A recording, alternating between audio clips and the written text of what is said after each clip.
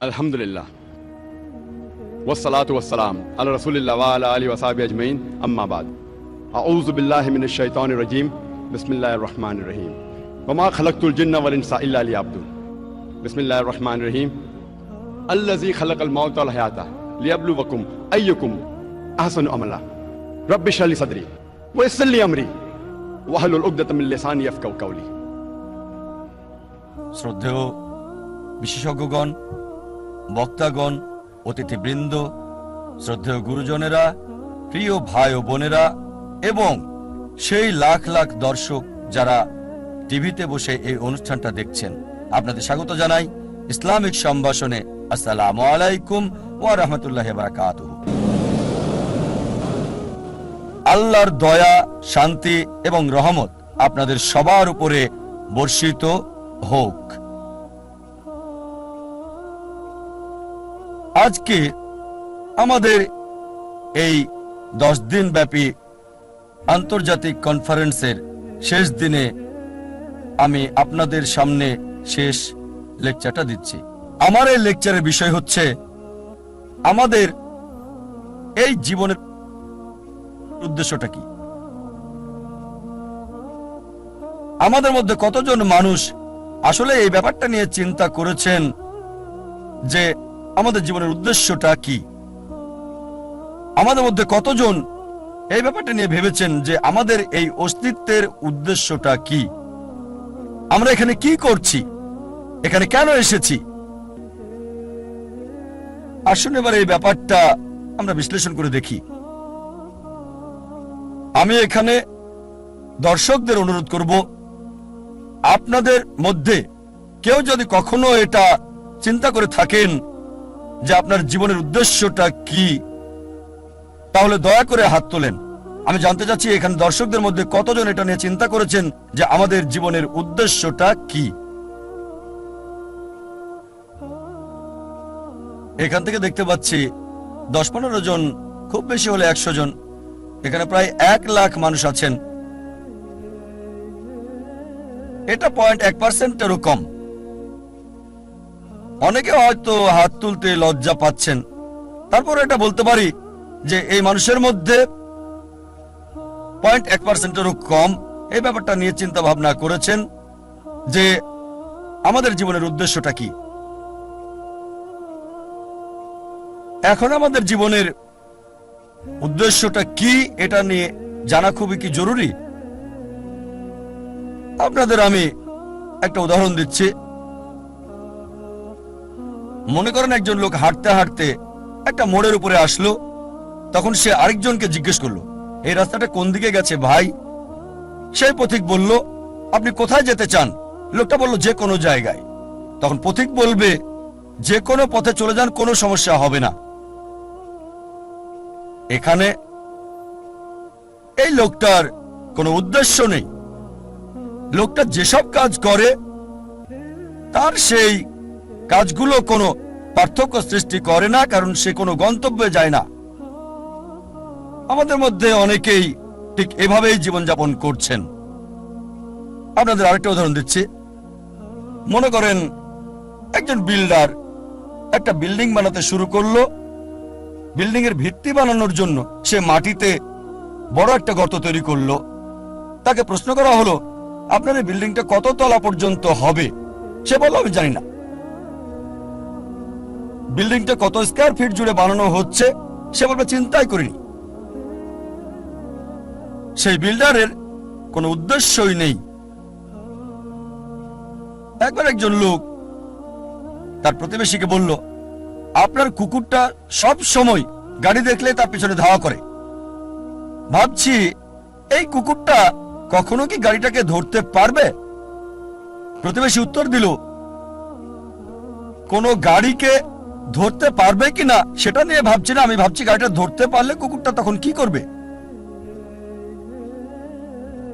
যে লোকটা বলছে কখনো ধরতে পারবে কিনা জানি না, সে বুঝতে পারছে না। আর প্রতিবেশী কুকুরটার মালিক, সে কিন্তু বুঝতে পারছে গাড়িটাকে ধরতে পারলে সে কুকুরটা তখন কি করবে। এখানে কুকুরটার উদ্দেশ্যটা কি? দুর্ভাগ্যজনকভাবে আমাদের অনেকেই আমাদের জীবনটাকে এভাবেই পার করে দিচ্ছি। এই কুকুরটার মতোই লোকজন গ্র্যাজুয়েশন করে, তাদের জিজ্ঞেস করবেন আপনি গ্র্যাজুয়েশন করছেন কেন, তারা কারণটা জানে না। কারণটা এই যে তারা গ্র্যাজুয়েট হতে চায়। গ্র্যাজুয়েশন শেষ করে আপনি কি করবেন সে বললো আমি জানি না। আমাদের বেশিরভাগই জীবনটাকে পার করছি গন্তব্য ছাড়া লোকটার মতো, অথবা সেই কুকুরটার মতো যে গাড়িকে ধরতে পেছনে ছুটছে কোনো উদ্দেশ্য ছাড়াই। আমাদের অনেকেই আমরা না বুঝেই অন্য মানুষের উদ্দেশ্যকে নকল করি।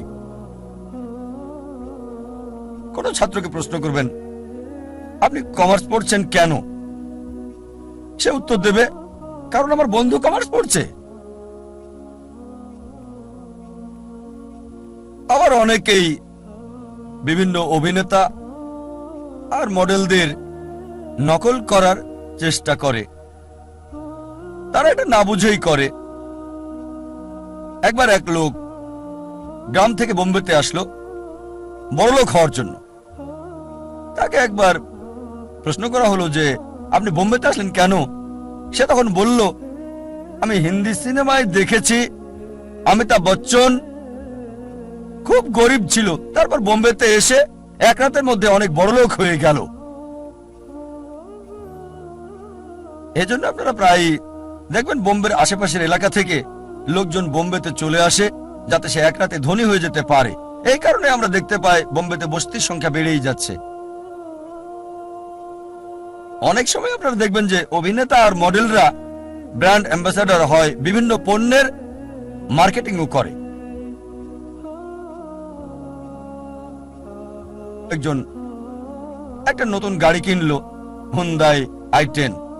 তাকে প্রশ্ন করা হলো আপনি এই গাড়িটা পছন্দ করলেন কেন, হুন্দাই i10?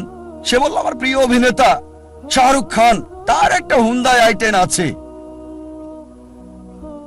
আমি জানি না যে শাহরুখ খান ওই অ্যাড ছাড়া আর কখনো হুন্দাই i10 বসেছেন কি না। তিনি হয়তো চালান মার্সিডিজ অথবা BMW অথবা এরকম কিছু। আমার সন্দেহ তার i10 আছে কিনা।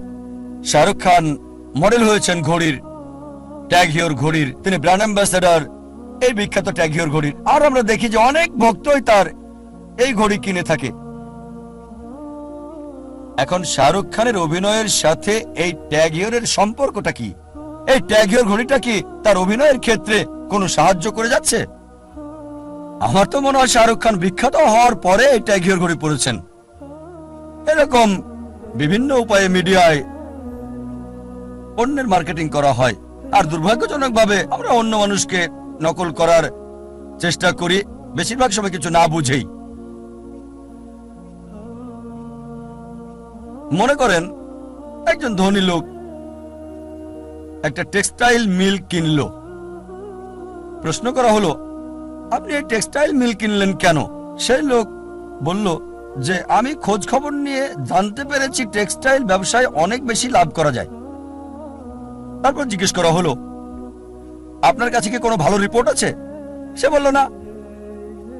ব্যবসা দেখাশোনার জন্য কি কাউকে ঠিক করেছেন? কাউকে সেই কোম্পানির চিফ এক্সিকিউটিভ অফিসার কি বানিয়েছেন? সে বলল না। এখানে কত পার্সেন্ট লাভ করতে চান আমি জানি না। তারপর কাঁচামাল কোথা থেকে কিনবেন ওটা তো চিন্তা করিনি। আপনি টেক্সটাইল বিক্রি করবেন কোথায়? সে বলল জানি না। আপনার কি মনে হয় এই মিল মালিক টেক্সটাইল ব্যবসায় কোনো লাভ করতে পারবে? আবার ধরেন আরেকজন লোক, তার একটা উদ্দেশ্য, তার উদ্দেশ্য হচ্ছে পৃথিবীর সেরা বিজ্ঞানী হওয়া। সে কি করলো? সে তখন পৃথিবীর প্রথম মানুষ আদম আলাইহিস সালাম থেকে শুরু করে এ পর্যন্ত মানুষের ইতিহাস পড়ল। এভাবে অনেক পড়াশোনা করে জানতে পারলো যে পৃথিবীর ইতিহাসে এ পর্যন্ত সবচেয়ে সেরা বিজ্ঞানী স্যার আইজাক নিউটন। আর এই কথাটা সঠিক। এটা জানার পর সে কি করলো? নিউটনের মতো হওয়ার জন্য সে মাথার চুল লম্বা রাখতে লাগলো, আইজাক নিউটনের মতো কার্লি। তারপর জুতা পরতে লাগলো তার মতো। তারপর সে জামা কাপড়ও পরতে লাগলো। সেই লোক কি নিউটনের মতো বিজ্ঞানী হতে পারবে? তার একটা উদ্দেশ্য আছে, তবে প্ল্যানিংটা হচ্ছে ভুল। প্ল্যানিং অবশ্যই আছে, সে বিজ্ঞানীদের নিয়ে পড়াশোনাও করেছে, কিন্তু প্ল্যানিংটা ছিল ভুল। এবার মূল প্রশ্নে আসি যে আমাদের জীবনের মূল উদ্দেশ্যটা কি? পৃথিবীতে আমাদের এই অস্তিত্বের উদ্দেশ্যটা কি? আপনাদের কি মনে হয় কে এই প্রশ্নের সঠিক উত্তরটা দিতে পারবেন যে পৃথিবীতে আমাদের জীবনের উদ্দেশ্যটা কি? কে? ডাক্তার জাকির নায়েক পারবেন?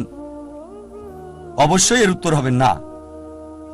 তাহলে কি বিজ্ঞানীরা এই প্রশ্নের উত্তর দিতে পারবেন? এবার উত্তর না। তাহলে কি দার্শনিকরা এর উত্তর দিতে পারবেন? তারাও পারবেন না। এই প্রশ্নের সবচেয়ে সেরা উত্তর যে আমাদের জীবনের উদ্দেশ্যটা কি, এর উত্তর দিতে পারবেন আমাদের স্রষ্টা সর্বশক্তিমান আল্লাহ সুবহানাহু ওয়া তাআলা। আমার লেকচারের শুরুতে পবিত্র কোরআনের একটা আয়াত বলেছিলাম, সূরা জারিয়াত অধ্যায় 51 আয়াত 5 ও 6। এখানে আল্লাহ বলেছেন, ওয়ামা খালাকতুল জিন্না ওয়াল ইনসা ইল্লা লিয়াবুদুন। আমি জিন এবং মানুষকে সৃষ্টি করেছি আমার ইবাদতের জন্য। জিন এবং মানুষকে সৃষ্টি করেছি শুধু আমার ইবাদতের জন্য। এখানে আরবি শব্দ হচ্ছে ইবাদা, মূল শব্দ আব থেকে এসেছে, যার অর্থ চাকর, এর মানে দাস। ইবাদা মানে নির্দেশ পালন, মানে গোলামি, এর মানে অনুগত, সমর্পণ করা।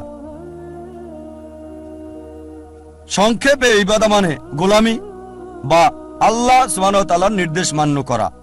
আমাদের স্রষ্টা সর্বশক্তিমান আল্লাহ, যা কিছু আল্লাহ সুবহানাহু ওয়া তাআলা সর্বশক্তিমান আল্লাহ নির্দেশ দিয়েছেন আমরা মানি, এটাই হচ্ছে ইবাদা, এটাই প্রার্থনা।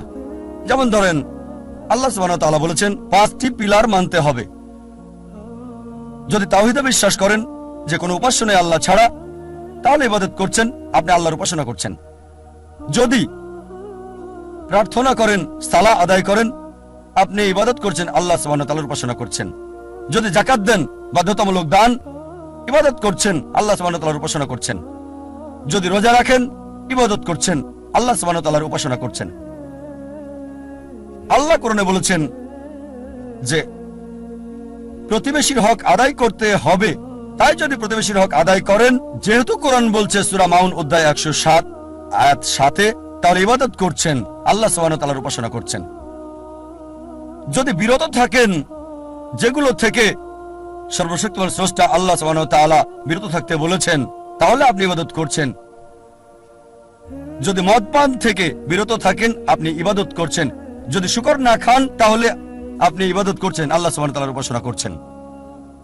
যদি বিরত থাকেন চুরি করা থেকে, ধোঁকা দেওয়া থেকে, মিথ্যে বলা থেকে, আপনি ইবাদত করছেন, আল্লাহ সুবহানাহু ওয়া তাআলার উপাসনা করছেন। সংক্ষেপে আল্লাহ সুবহানাহু ওয়া তাআলার নির্দেশ মান্য করলে, নিজের ইচ্ছাকে আল্লাহর কাছে সমর্পণ করলে আপনি ইবাদত করছেন, আপনি আল্লাহ সুবহানাহু ওয়া তাআলার উপাসনা করছেন। আর মানুষের প্রতিটি কাজই ইবাদত বললে গণ্য হবে যদি দুটি শর্ত মানেন। এক নম্বর হচ্ছে কাজটি করা হবে কেবলমাত্র আমাদের স্রষ্টা আল্লাহ সুবহানাহু ওয়া তাআলার সন্তুষ্টির জন্য। 2 নম্বর হচ্ছে কাজটি করা হবে সুন্নাহ অনুসারে, সর্বশেষ এবং চূড়ান্ত নবী মুহাম্মদ সাল্লাল্লাহু আলাইহি সাল্লাম যেভাবে করেছেন। যদি আপনার কাজে এই দুটো বিষয় থাকে, প্রতিটি কাজই ইবাদতের অন্তর্ভুক্ত হয়ে যাবে, প্রার্থনা বলে গণ্য হবে। যখন কোনো যন্ত্র কিনেন, সেই যন্ত্রের সাথে একটা নির্দেশিকা বই দেওয়া হয়। যদি আপনি মানুষকে মেশিন বলে ধরেন, তাহলে একমত হবেন যে মানুষ হচ্ছে সবচেয়ে জটিল মেশিন এই পৃথিবীর বুকে। আপনার কি মনে হয় না এই মানুষের জন্য এই মেশিনের নির্দেশিকা বই দরকার আছে? মানুষের জন্য সর্বশেষ এবং চূড়ান্ত নির্দেশিকা বই হচ্ছে পবিত্র কোরআন। পবিত্র কোরআন আল্লাহ সুবহানাহু ওয়া তাআলার সর্বশেষ এবং চূড়ান্ত নির্দেশ, যা সর্বশেষ ও চূড়ান্ত নবী মুহাম্মদ সাল্লাল্লাহু আলাইহি ওয়াসাল্লামকে দেওয়া হয়েছে। সর্বশেষ ও চূড়ান্ত নির্দেশিকা মানব জাতির জন্য। কোনটা করবে আর করবে না, কিভাবে একজন মানুষ জীবনযাপন করবে, তা দেওয়া আছে এই নির্দেশিকা বই পবিত্র কোরআনে।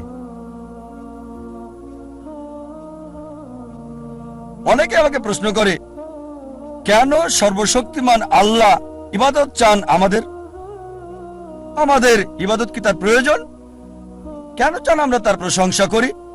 আল্লাহু আকবার, আল্লাহ মহান, সর্বশক্তিমান, আল্লাহ কি প্রশংসার প্রয়োজন? আল্লাহ উত্তর দিচ্ছেন পবিত্র কোরআনে সূরা ফাতির অধ্যায় 35 আয়াত 15, হে মানুষ, তোমরাই আল্লাহর মুখাপেক্ষী, আর আল্লাহ সকল অভাব মুক্ত, সকল প্রশংসা তার। কোরআন বলছে সূরা ফাতিরে অধ্যায় 35 আয়াত 15, হে মানুষ, তোমরাই আল্লাহর সাহায্য প্রার্থী, আল্লাহ সকল অভাব মুক্ত, প্রশংসা কেবল তারই।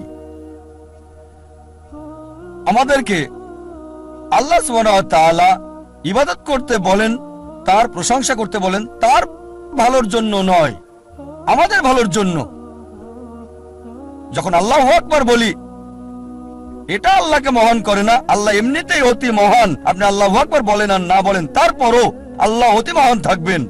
এতে আল্লাহ সুবহানাহু ওয়া তাআলার কিছুই যায় আসে না। তবে আল্লাহ সুবহানাহু ওয়া তাআলা চান আমরা তার প্রশংসা করি, কারণ তিনি আমাদের মানসিকতা বোঝেন। আমরা মানুষরা যখন কারো প্রশংসা করি, যখন মহান বা বিখ্যাত কাউকে চিনি, আমরা সাধারণত তার কথায় মেনে চলি। যেমন ধরেন, আপনার মার হার্ট অ্যাটাক হয়েছে, আপনার কাছে একটা অপশন, একজন সাধারণ মানুষ এসে আপনাকে উপদেশ দিচ্ছে, আপনি কি তার উপদেশ মানবেন, নাকি পৃথিবীর সবচেয়ে বড় হার্ট স্পেশালিস্টের উপদেশ আপনি মানবেন? সেই লোকটি আপনাকে ফ্রি উপদেশ দিচ্ছে, আপনি কার উপদেশ নেবেন? হার্ট অ্যাটাক হয়েছে আপনার মায়ের জন্য, পৃথিবীর বিখ্যাত হার্ট স্পেশালিস্টের উপদেশ নাকি সাধারণ লোকের? এটা স্বাভাবিক, কারণ জানেন হার্ট স্পেশালিস্ট বিখ্যাত, লোকজন তার প্রশংসা করে, আপনি তার উপদেশই মানতে চাইবেন। একইভাবে আল্লাহ সুবহানাহু ওয়া তাআলা আমাদের প্রশংসা চান। তিনি মহান, আল্লাহ অতি মহান, আল্লাহ সবকিছু জানেন, আল্লাহ মহাজ্ঞানী। তাই যখন আমরা বলি যে তিনি হচ্ছেন মহাজ্ঞানী, আর যখন তিনি আমাদেরকে উপদেশ দেন, আমরা অনুসরণ করতে চাই। যদি না মানেন তিনি মহাজ্ঞানী, মহাপ্রজ্ঞাশীল, তাহলে তার উপদেশ মানার সম্ভাবনা কম। আল্লাহ সুবহানাহু ওয়া তাআলা আমাদের ইবাদত চান, প্রশংসা চান, তার উপকারের জন্য নয়, এটা আমাদের উপকারের জন্য। আল্লাহ বলেন সূরা ফাতির অধ্যায় 35 আয়াত 15, হে মানুষ, তোমাদেরই আল্লাহর সাহায্য দরকার, আর আল্লাহ কারো মুখাপেক্ষী নন, সকল প্রশংসা তারই। আরেকটা উদাহরণ দিচ্ছে,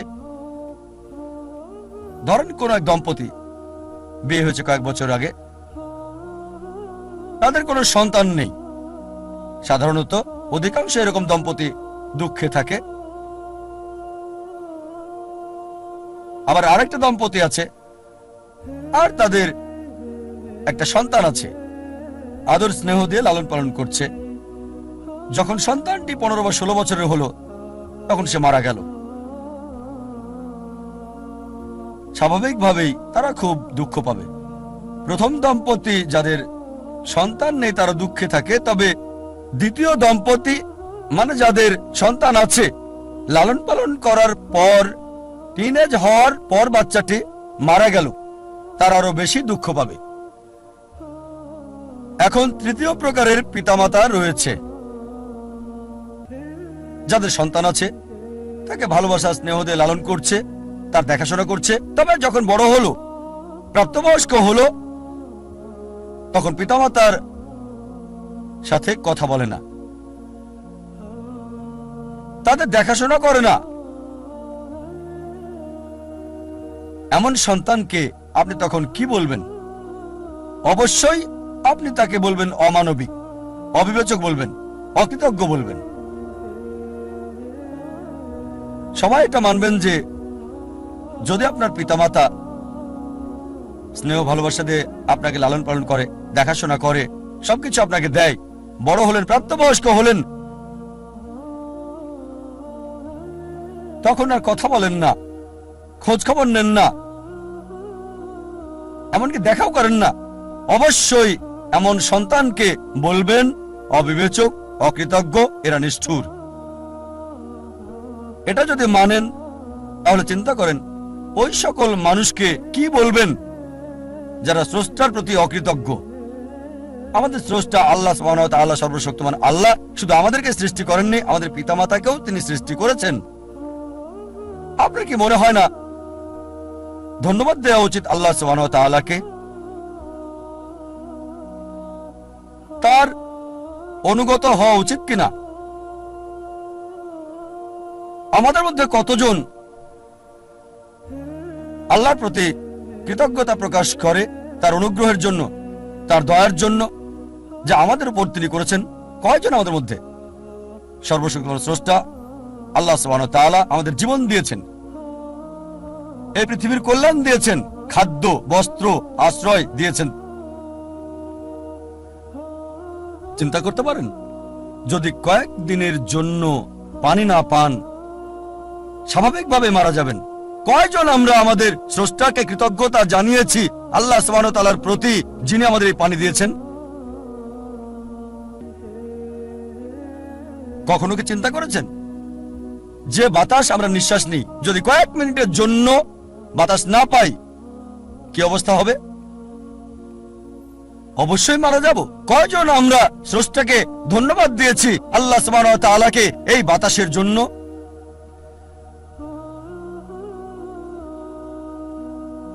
আল্লাহ বলেন কোরআনে, সূরা ইব্রাহিম অধ্যায় 14 আয়াত 34, যদি তুমি গণনা করো এই নিয়ামত আল্লাহ তাআলার, গুণে শেষ করতে পারবে না। আর মানুষ আসলেই অবিবেচক, অকৃতজ্ঞ। আল্লাহ কোরআনে বলেন সূরা আদিয়াত অধ্যায় 100 আয়াত 6, ইন্নাল ইনসানা লিরাব্বিহি লাকানুদ। বস্তুত মানুষ তার প্রতিপালকের প্রতি বড়ই অকৃতজ্ঞ। আল্লাহ অনেক জায়গায় বলেছেন যে বস্তুত মানুষ তার রবের প্রতি অকৃতজ্ঞ। আল্লাহ সুবহানাহু ওয়া তাআলা আমাদের প্রশংসা আর উপাসনা চান তার নিজের জন্য নয়, আমাদের কল্যাণের জন্যই, মানুষের কল্যাণের জন্য। চিন্তা করেন, যখন আল্লাহ সুবহানাহু ওয়া তাআলা দেখেন যে আপনি তার উপদেশ মানছেন, এটা সৃষ্টির কল্যাণ করছে, তিনি খুশি হন। যেমন ধরেন, একজন ডাক্তার ফ্রি চিকিৎসা দিচ্ছেন, তিনি ফ্রি উপদেশ দিচ্ছেন গরিব রোগীদের। এবার দেখেন, যদি সেই রোগী ডাক্তারের দেওয়া পরামর্শ না মানে, ডাক্তারের কেমন লাগবে? আর যদি ডাক্তারের উপদেশ মানে, এতে ডাক্তারের উপকার হবে না, কারণ তিনি ফ্রি দিচ্ছেন। উপকার হবে আপনার। আর যখন তার উপদেশ মানেন, ডাক্তার খুশি হয়, অন্তত আমার রোগী এখন ভালো আছে। আল্লাহ সুবহানাহু ওয়া তাআলা ডাক্তারেরও ডাক্তার, বড় ডাক্তার। বলা হয়েছে হুয়া শাফি, তিনি সুস্থ করেন। যখনই তার উপাসনা করেন, তার আদেশ মানেন, আল্লাহ সুবহানাহু ওয়া তাআলা খুশি হন, কারণ যখনই তার প্রশংসা করেন, আদেশ মানেন, এটা তার সৃষ্টির জন্য ভালো, মানব জাতির জন্য ভালো, এটা আল্লাহ সুবহানাহু ওয়া তাআলাকে খুশি করে। আল্লাহ এজন্য খুশি হন না যে উপাসনা করছেন, প্রশংসা করছেন, তিনি খুশি হন কারণ এটা মানব জাতির উপকার করছে, তার সৃষ্টির। এমনকি যখন পাপ করেন, অপরাধ করেন, পরক্ষণে অনুতপ্ত হন, তার কাছে ক্ষমা প্রার্থনা করেন, আল্লাহ সুবহানাহু ওয়া তাআলা সাথে সাথে ক্ষমা করে দেন। আল্লাহ কোরআনে অনেক জায়গায় বলেছেন ওয়াল্লাহু গফুরুর রহিম, আর আল্লাহ অতি ক্ষমাশীল, অতি দয়ালু। অনেক জায়গায় বলেছেন, সূরা নিসা অধ্যায় 4 আয়াত নাম্বার 25, সূরা মাইদা অধ্যায় 5 আয়াত নাম্বার 74, সূরা হিজর অধ্যায় 15 আয়াত 49, সূরা নাহল অধ্যায় 16 আয়াত 119, সূরা আল জুমার অধ্যায় 39 আয়াত 53, সূরা বুরুজ অধ্যায় 85 আয়াত 14। ওয়াল্লাহু গফুরুর রহিম, নিশ্চয় আল্লাহ অতি ক্ষমাশীল, পরম দয়ালু। যদিও তাকে মানছেন না, তাকে অমান্য করছেন, তার আদেশ মানছেন না, যখনই অনুতপ্ত হবেন, আল্লাহর কাছে তওবা করবেন, আল্লাহ মাফ করে দেবেন আর খুশি হবেন। তিনি খুশি হন যে আপনি ভুল করেছেন, এই মানুষ তো আমরা তারই সৃষ্টি, তিনি ক্ষমা করবেন। আল্লাহ কোরআনে বলেছেন সূরা নিসা অধ্যায় 4 আয়াত 48 এবং সূরা নিসা অধ্যায় 4 আয়াত 116, যদি আল্লাহ চান যে কোনো গুনাহ ক্ষমা করবেন, তবে শিরক করার গুনাহ, আল্লাহর সাথে শরীক করা আল্লাহর সাথে অংশীদার করা আল্লাহ কখনোই ক্ষমা করবেন না। যদি কেউ শিরক করে থাকে, তার সাথে কাউকে অংশীদার করে, সে সবচেয়ে জঘন্য পাপ করেছে। তাই আল্লাহ সুবহানাহু ওয়া তাআলা চাইলে যে কোনো গুনাহ ক্ষমা করবেন, তবে শিরক ছাড়া। যদি মুশরিক হয়ে মারা যান, যদি আল্লাহর সাথে শরীক করে কাউকে মারা যান আর মৃত্যুর আগে তওবা না করে যান, যদি ক্ষমা না চান, আল্লাহ কখনোই ক্ষমা করবেন না। তাই সবচেয়ে বড় একটা পাপ যেটা থেকে মানব জাতিকে বেঁচে থাকতে হবে, এক নম্বর হচ্ছে শিরক, আল্লাহ সুবহানাহু ওয়া তাআলার সাথে শরীক করা, সর্বশক্তিমান আল্লাহর সাথে অংশীদার করা। লোকজন প্রায় জিজ্ঞেস করে, আমরা বুঝলাম আল্লাহ মানুষ সৃষ্টি করেছেন ইবাদতের জন্য, তবে মানব জাতির আলাদা আর বিশেষত্বই বাকি কেন আমাদের সৃষ্টি করেছেন? মানব জাতি হচ্ছে আল্লাহ সুবহানাহু ওয়া তাআলার অদ্বিতীয় সৃষ্টি, আল্লাহ সুবহানাহু ওয়া তাআলার সেরা সৃষ্টি। মানব জাতি এবং জিন হচ্ছে একমাত্র সৃষ্টি যাদেরকে ইচ্ছার স্বাধীনতা দেওয়া হয়েছে। আল্লাহ সুবহানাহু ওয়া তাআলার সকল সৃষ্টি তাদের ইচ্ছাকে সমর্পণ করেছে সর্বশক্তিমান আল্লাহর কাছে। আল্লাহ সুবহানাহু ওয়া তাআলার কাছে তাদের ইচ্ছা স্বাধীনতা নেই। তারা আল্লাহকে 100% মানে, তাদের কোনো পছন্দ নেই। তবে মানব জাতি আর জিনের সুযোগ রয়েছে মানা অথবা না মানার আল্লাহ সুবহানাহু ওয়া তাআলাকে। আল্লাহ কোরআনে বলেছেন, সূরা 3 অধ্যায় 95 আয়াত 4, নিশ্চয়ই আমি মানুষকে সৃষ্টি করেছি উত্তম আকৃতি দিয়ে। লাকাদ খালাকনাল ইনসানা ফি আহসানি তাকওয়িম। নিশ্চয়ই মানুষকে অতি উত্তম গঠনে সৃষ্টি করেছি। মানব জাতি আল্লাহ সুবহানাহু ওয়া তাআলার সেরা সৃষ্টি। উত্তম আকৃতিতে সৃষ্টি করা ছাড়াও আমরা একক, আমাদের সুযোগ আছে মানা এবং না মানার আল্লাহ সুবহানাহু ওয়া তাআলাকে। ইচ্ছার স্বাধীনতা দেওয়ার পর যদি আপনি আল্লাহ সুবহানাহু ওয়া তাআলার নির্দেশ মানেন, আপনি ফেরেশতাদের চেয়েও উত্তম। কারণ ফেরেশতাদের ইচ্ছার স্বাধীনতা নেই, তারা সর্বশক্তিমান আল্লাহকে মানে স্বাধীন ইচ্ছা ছাড়া। তাই যখন পূর্ণ স্বাধীনতার পরও আপনি মানেন এবং তার কাছে নিজের ইচ্ছাকে সমর্পণ করেন, আপনি ফেরেশতাদের চেয়ে উত্তম। অনেকেই বলে থাকে, ও এই লোকটি ফেরেশতা। এর দুটো মানে হয়, একটা হতে পারে অপমান করা, কারণ মানুষ ফেরেশতার চেয়ে উত্তম। আবার এর মানে হতে পারে আপনি মানুষ, আপনাকে স্বাধীন ইচ্ছা দেওয়া হয়েছে আর আপনি আল্লাহর নির্দেশ মানছেন ফেরেশতাদের মতো, এটাই আপনাকে শ্রেষ্ঠ করেছে। একজন মানুষ ফেরেশতার মতো আল্লাহকে মানছে, এটাই তার মর্যাদা বৃদ্ধি করে দেয়। আর যদি আল্লাহ সুবহানাহু ওয়া তাআলাকে অমান্য করেন, যদি তার নির্দেশ না মানেন, তাহলে আপনি শয়তানের সহযোগী হচ্ছেন, শয়তান হয়ে যাচ্ছেন। তাই মানুষের পছন্দের সুযোগ আছে। আল্লাহ সুবহানাহু ওয়া তাআলার নির্দেশ মেনে ফেরেশতাদের চেয়ে উত্তম হতে পারে, আর অমান্য করে শয়তান হতে পারে। পছন্দ আপনার।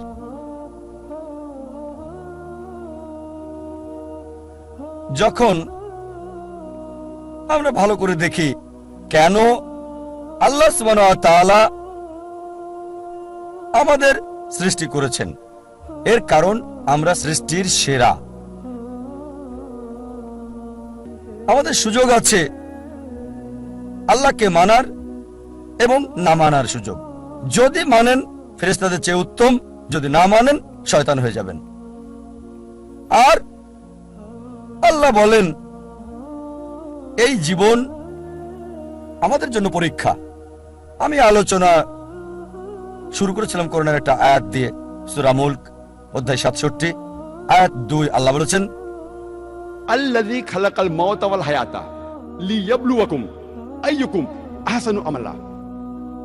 আল্লাহ সৃষ্টি করেছেন জীবন এবং মৃত্যু তোমাদের পরীক্ষার জন্য, কে তোমাদের মধ্যে উত্তম আমলকারী। আল্লাহ জীবন মৃত্যু দিয়েছেন পরীক্ষা করার জন্য, মানুষের মধ্যে কে উত্তম আমল করে।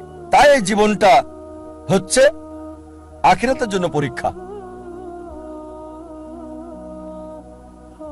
আল্লাহ বলেন সূরা আল ইমরান অধ্যায় 3 আয়াত 185, কুল্লু নাফসিন যায়কাতুল মউত। প্রত্যেক প্রাণী মৃত্যুর স্বাদ গ্রহণ করবে। আপনার চূড়ান্ত ফয়সালা দেওয়া হবে বিচারের দিনে। যে মানুষই আগুন থেকে রক্ষা পাবে তাকে কল্যাণময় উদ্যানে প্রবেশ করানো হবে। জীবনের উদ্দেশ্যে যে মানুষ সফল হয়েছে, অবশ্যই দুনিয়ার এই জীবন ছলনা ছাড়া আর কিছুই না। আল্লাহ কোরআনে বলেন, সূরা বাকারা অধ্যায় 2 আয়াত 155, নিশ্চিত যেন আমি তোমাদেরকে পরীক্ষা করব ভয় দিয়ে, ক্ষুধা দিয়ে, অথবা সম্পদের ক্ষতি দিয়ে, জানের ক্ষতি দিয়ে, জমিনের ক্ষতি দিয়ে, তাদের জন্য সুসংবাদ যারা ধৈর্য ধারণ করে।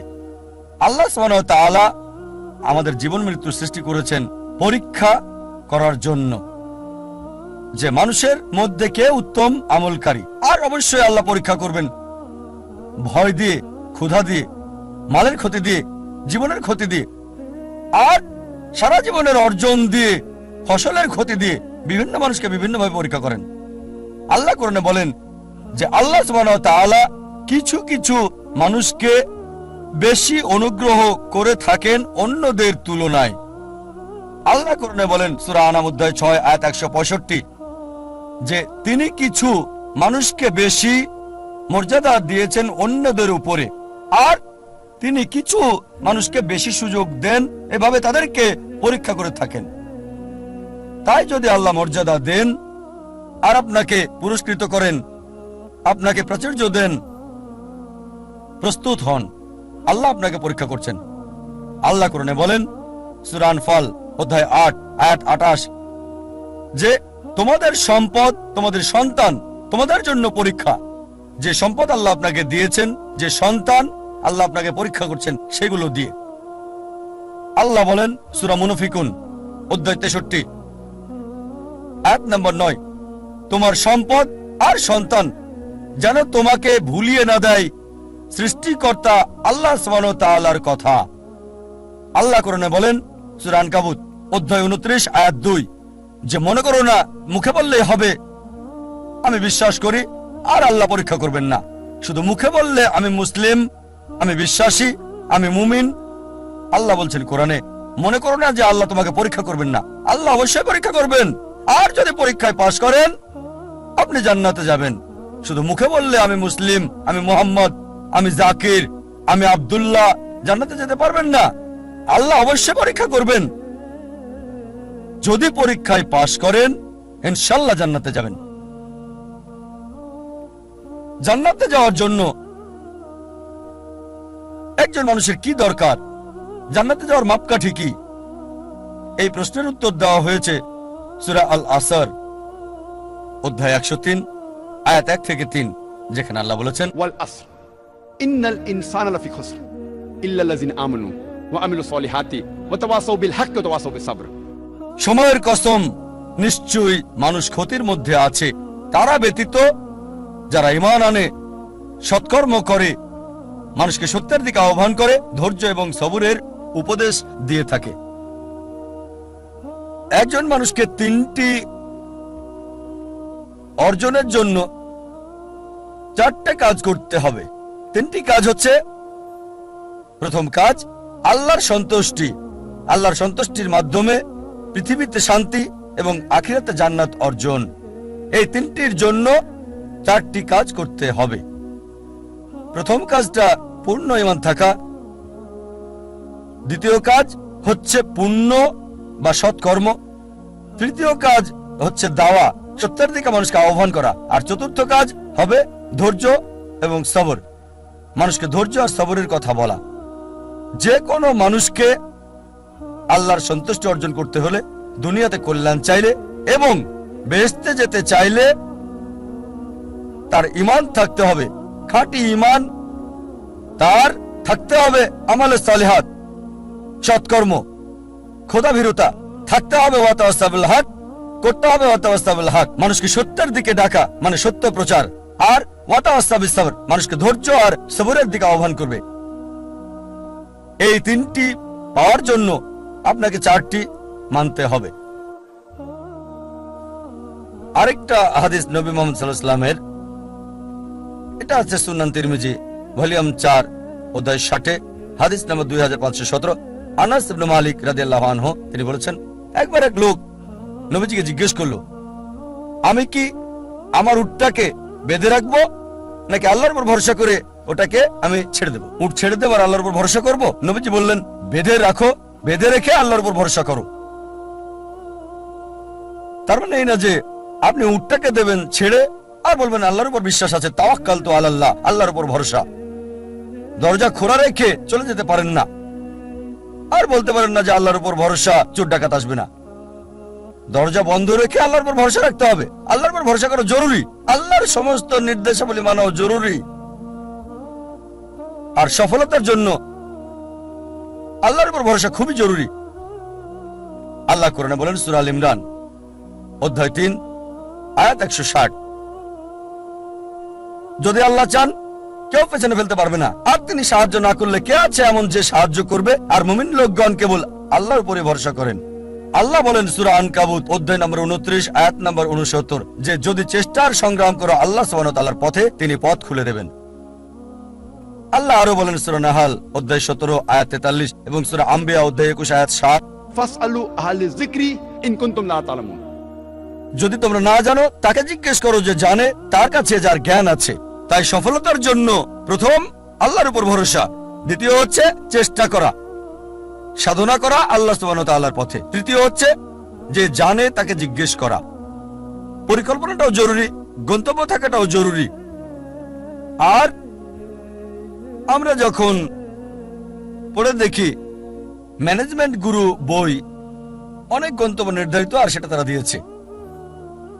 তবে আমার কাছে সেরা প্ল্যানিং, সবচেয়ে সেরা গন্তব্য হচ্ছে ইসলামিক, ISLAMIC,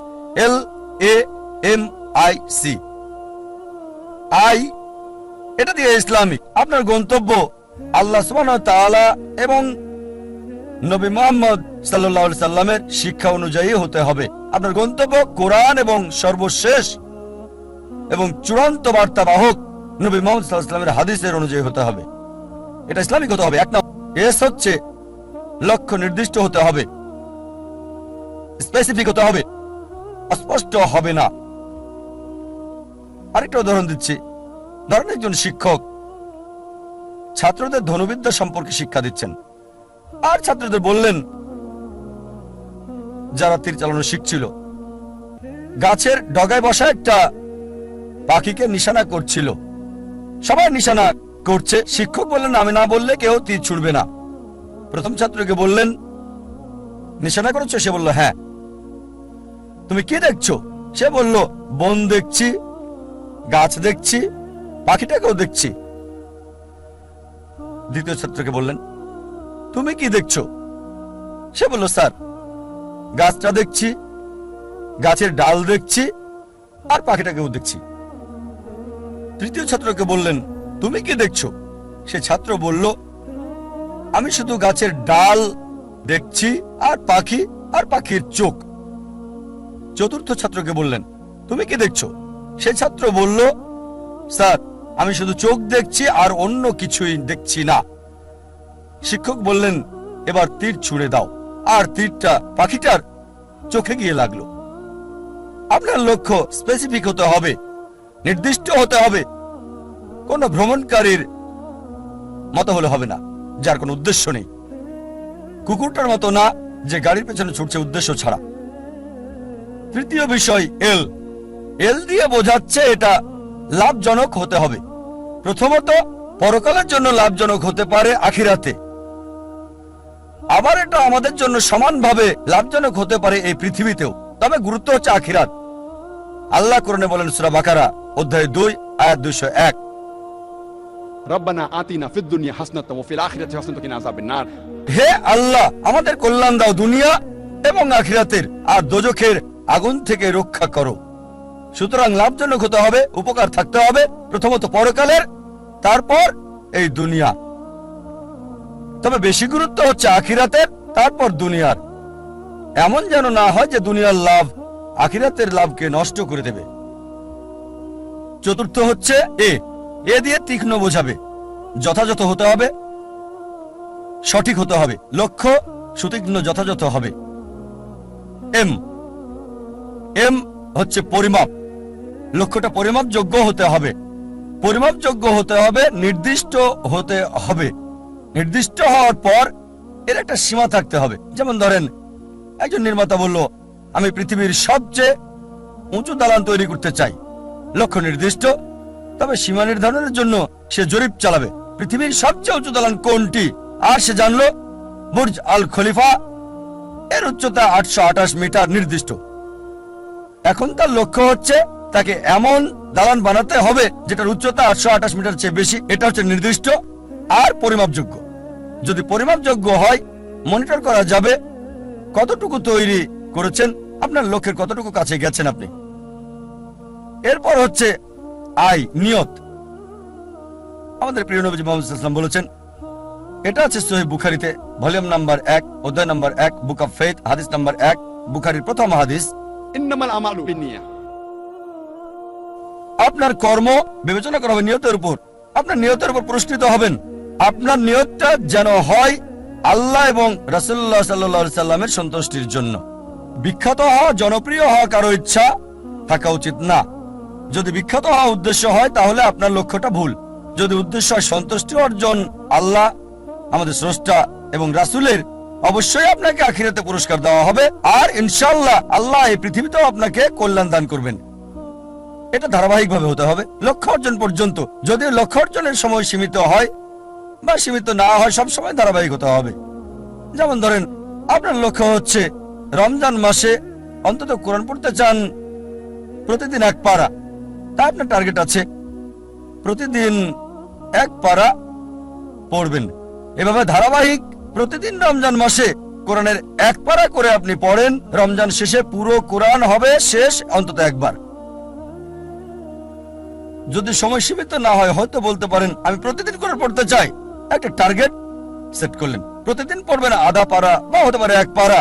এভাবে শুরু করলেন। যখন আপনি শুরু করলেন এই পড়াটা আধা পারা বা 1 পারা একদিনে, আর জীবনের শেষ দিন পর্যন্ত এভাবে ধারাবাহিক হলেন, আমাদের প্রিয় নবীজি মুহাম্মদ সাল্লাল্লাহু আলাইহি ওয়াসাল্লাম বলেছেন, এটা আছে সহিহ মুসলিম ভলিউম 1 বুক অফ সালাহ অধ্যায় 272 হাদিস নম্বর 1711।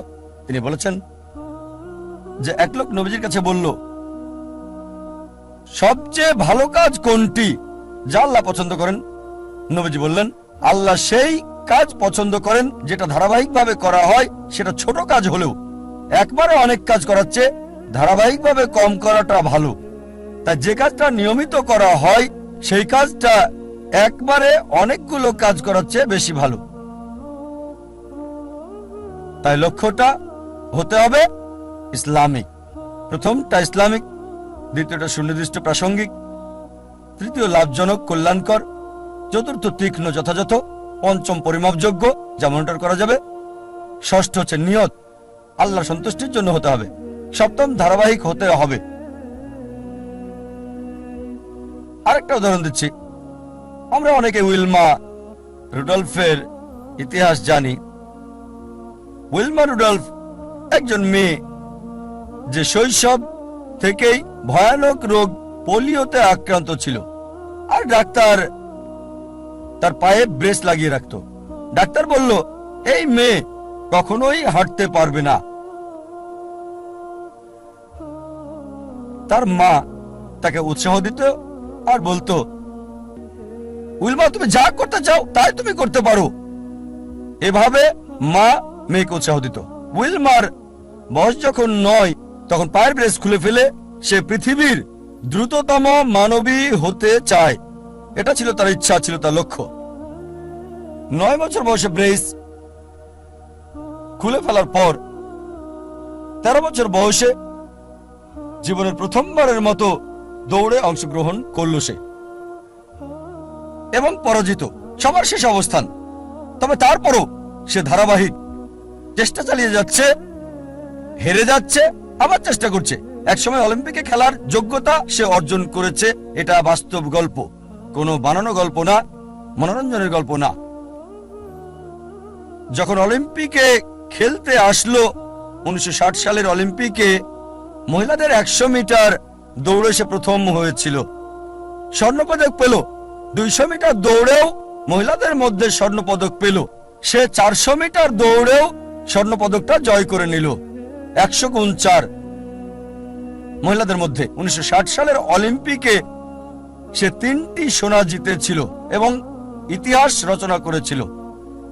একজন প্যারালাইজড, একজন অচল মহিলা, পোলিও আক্রান্ত, সে পৃথিবীর দ্রুততম মানবী হলো 1960 সালের জন্য। আমরা দেখলাম যে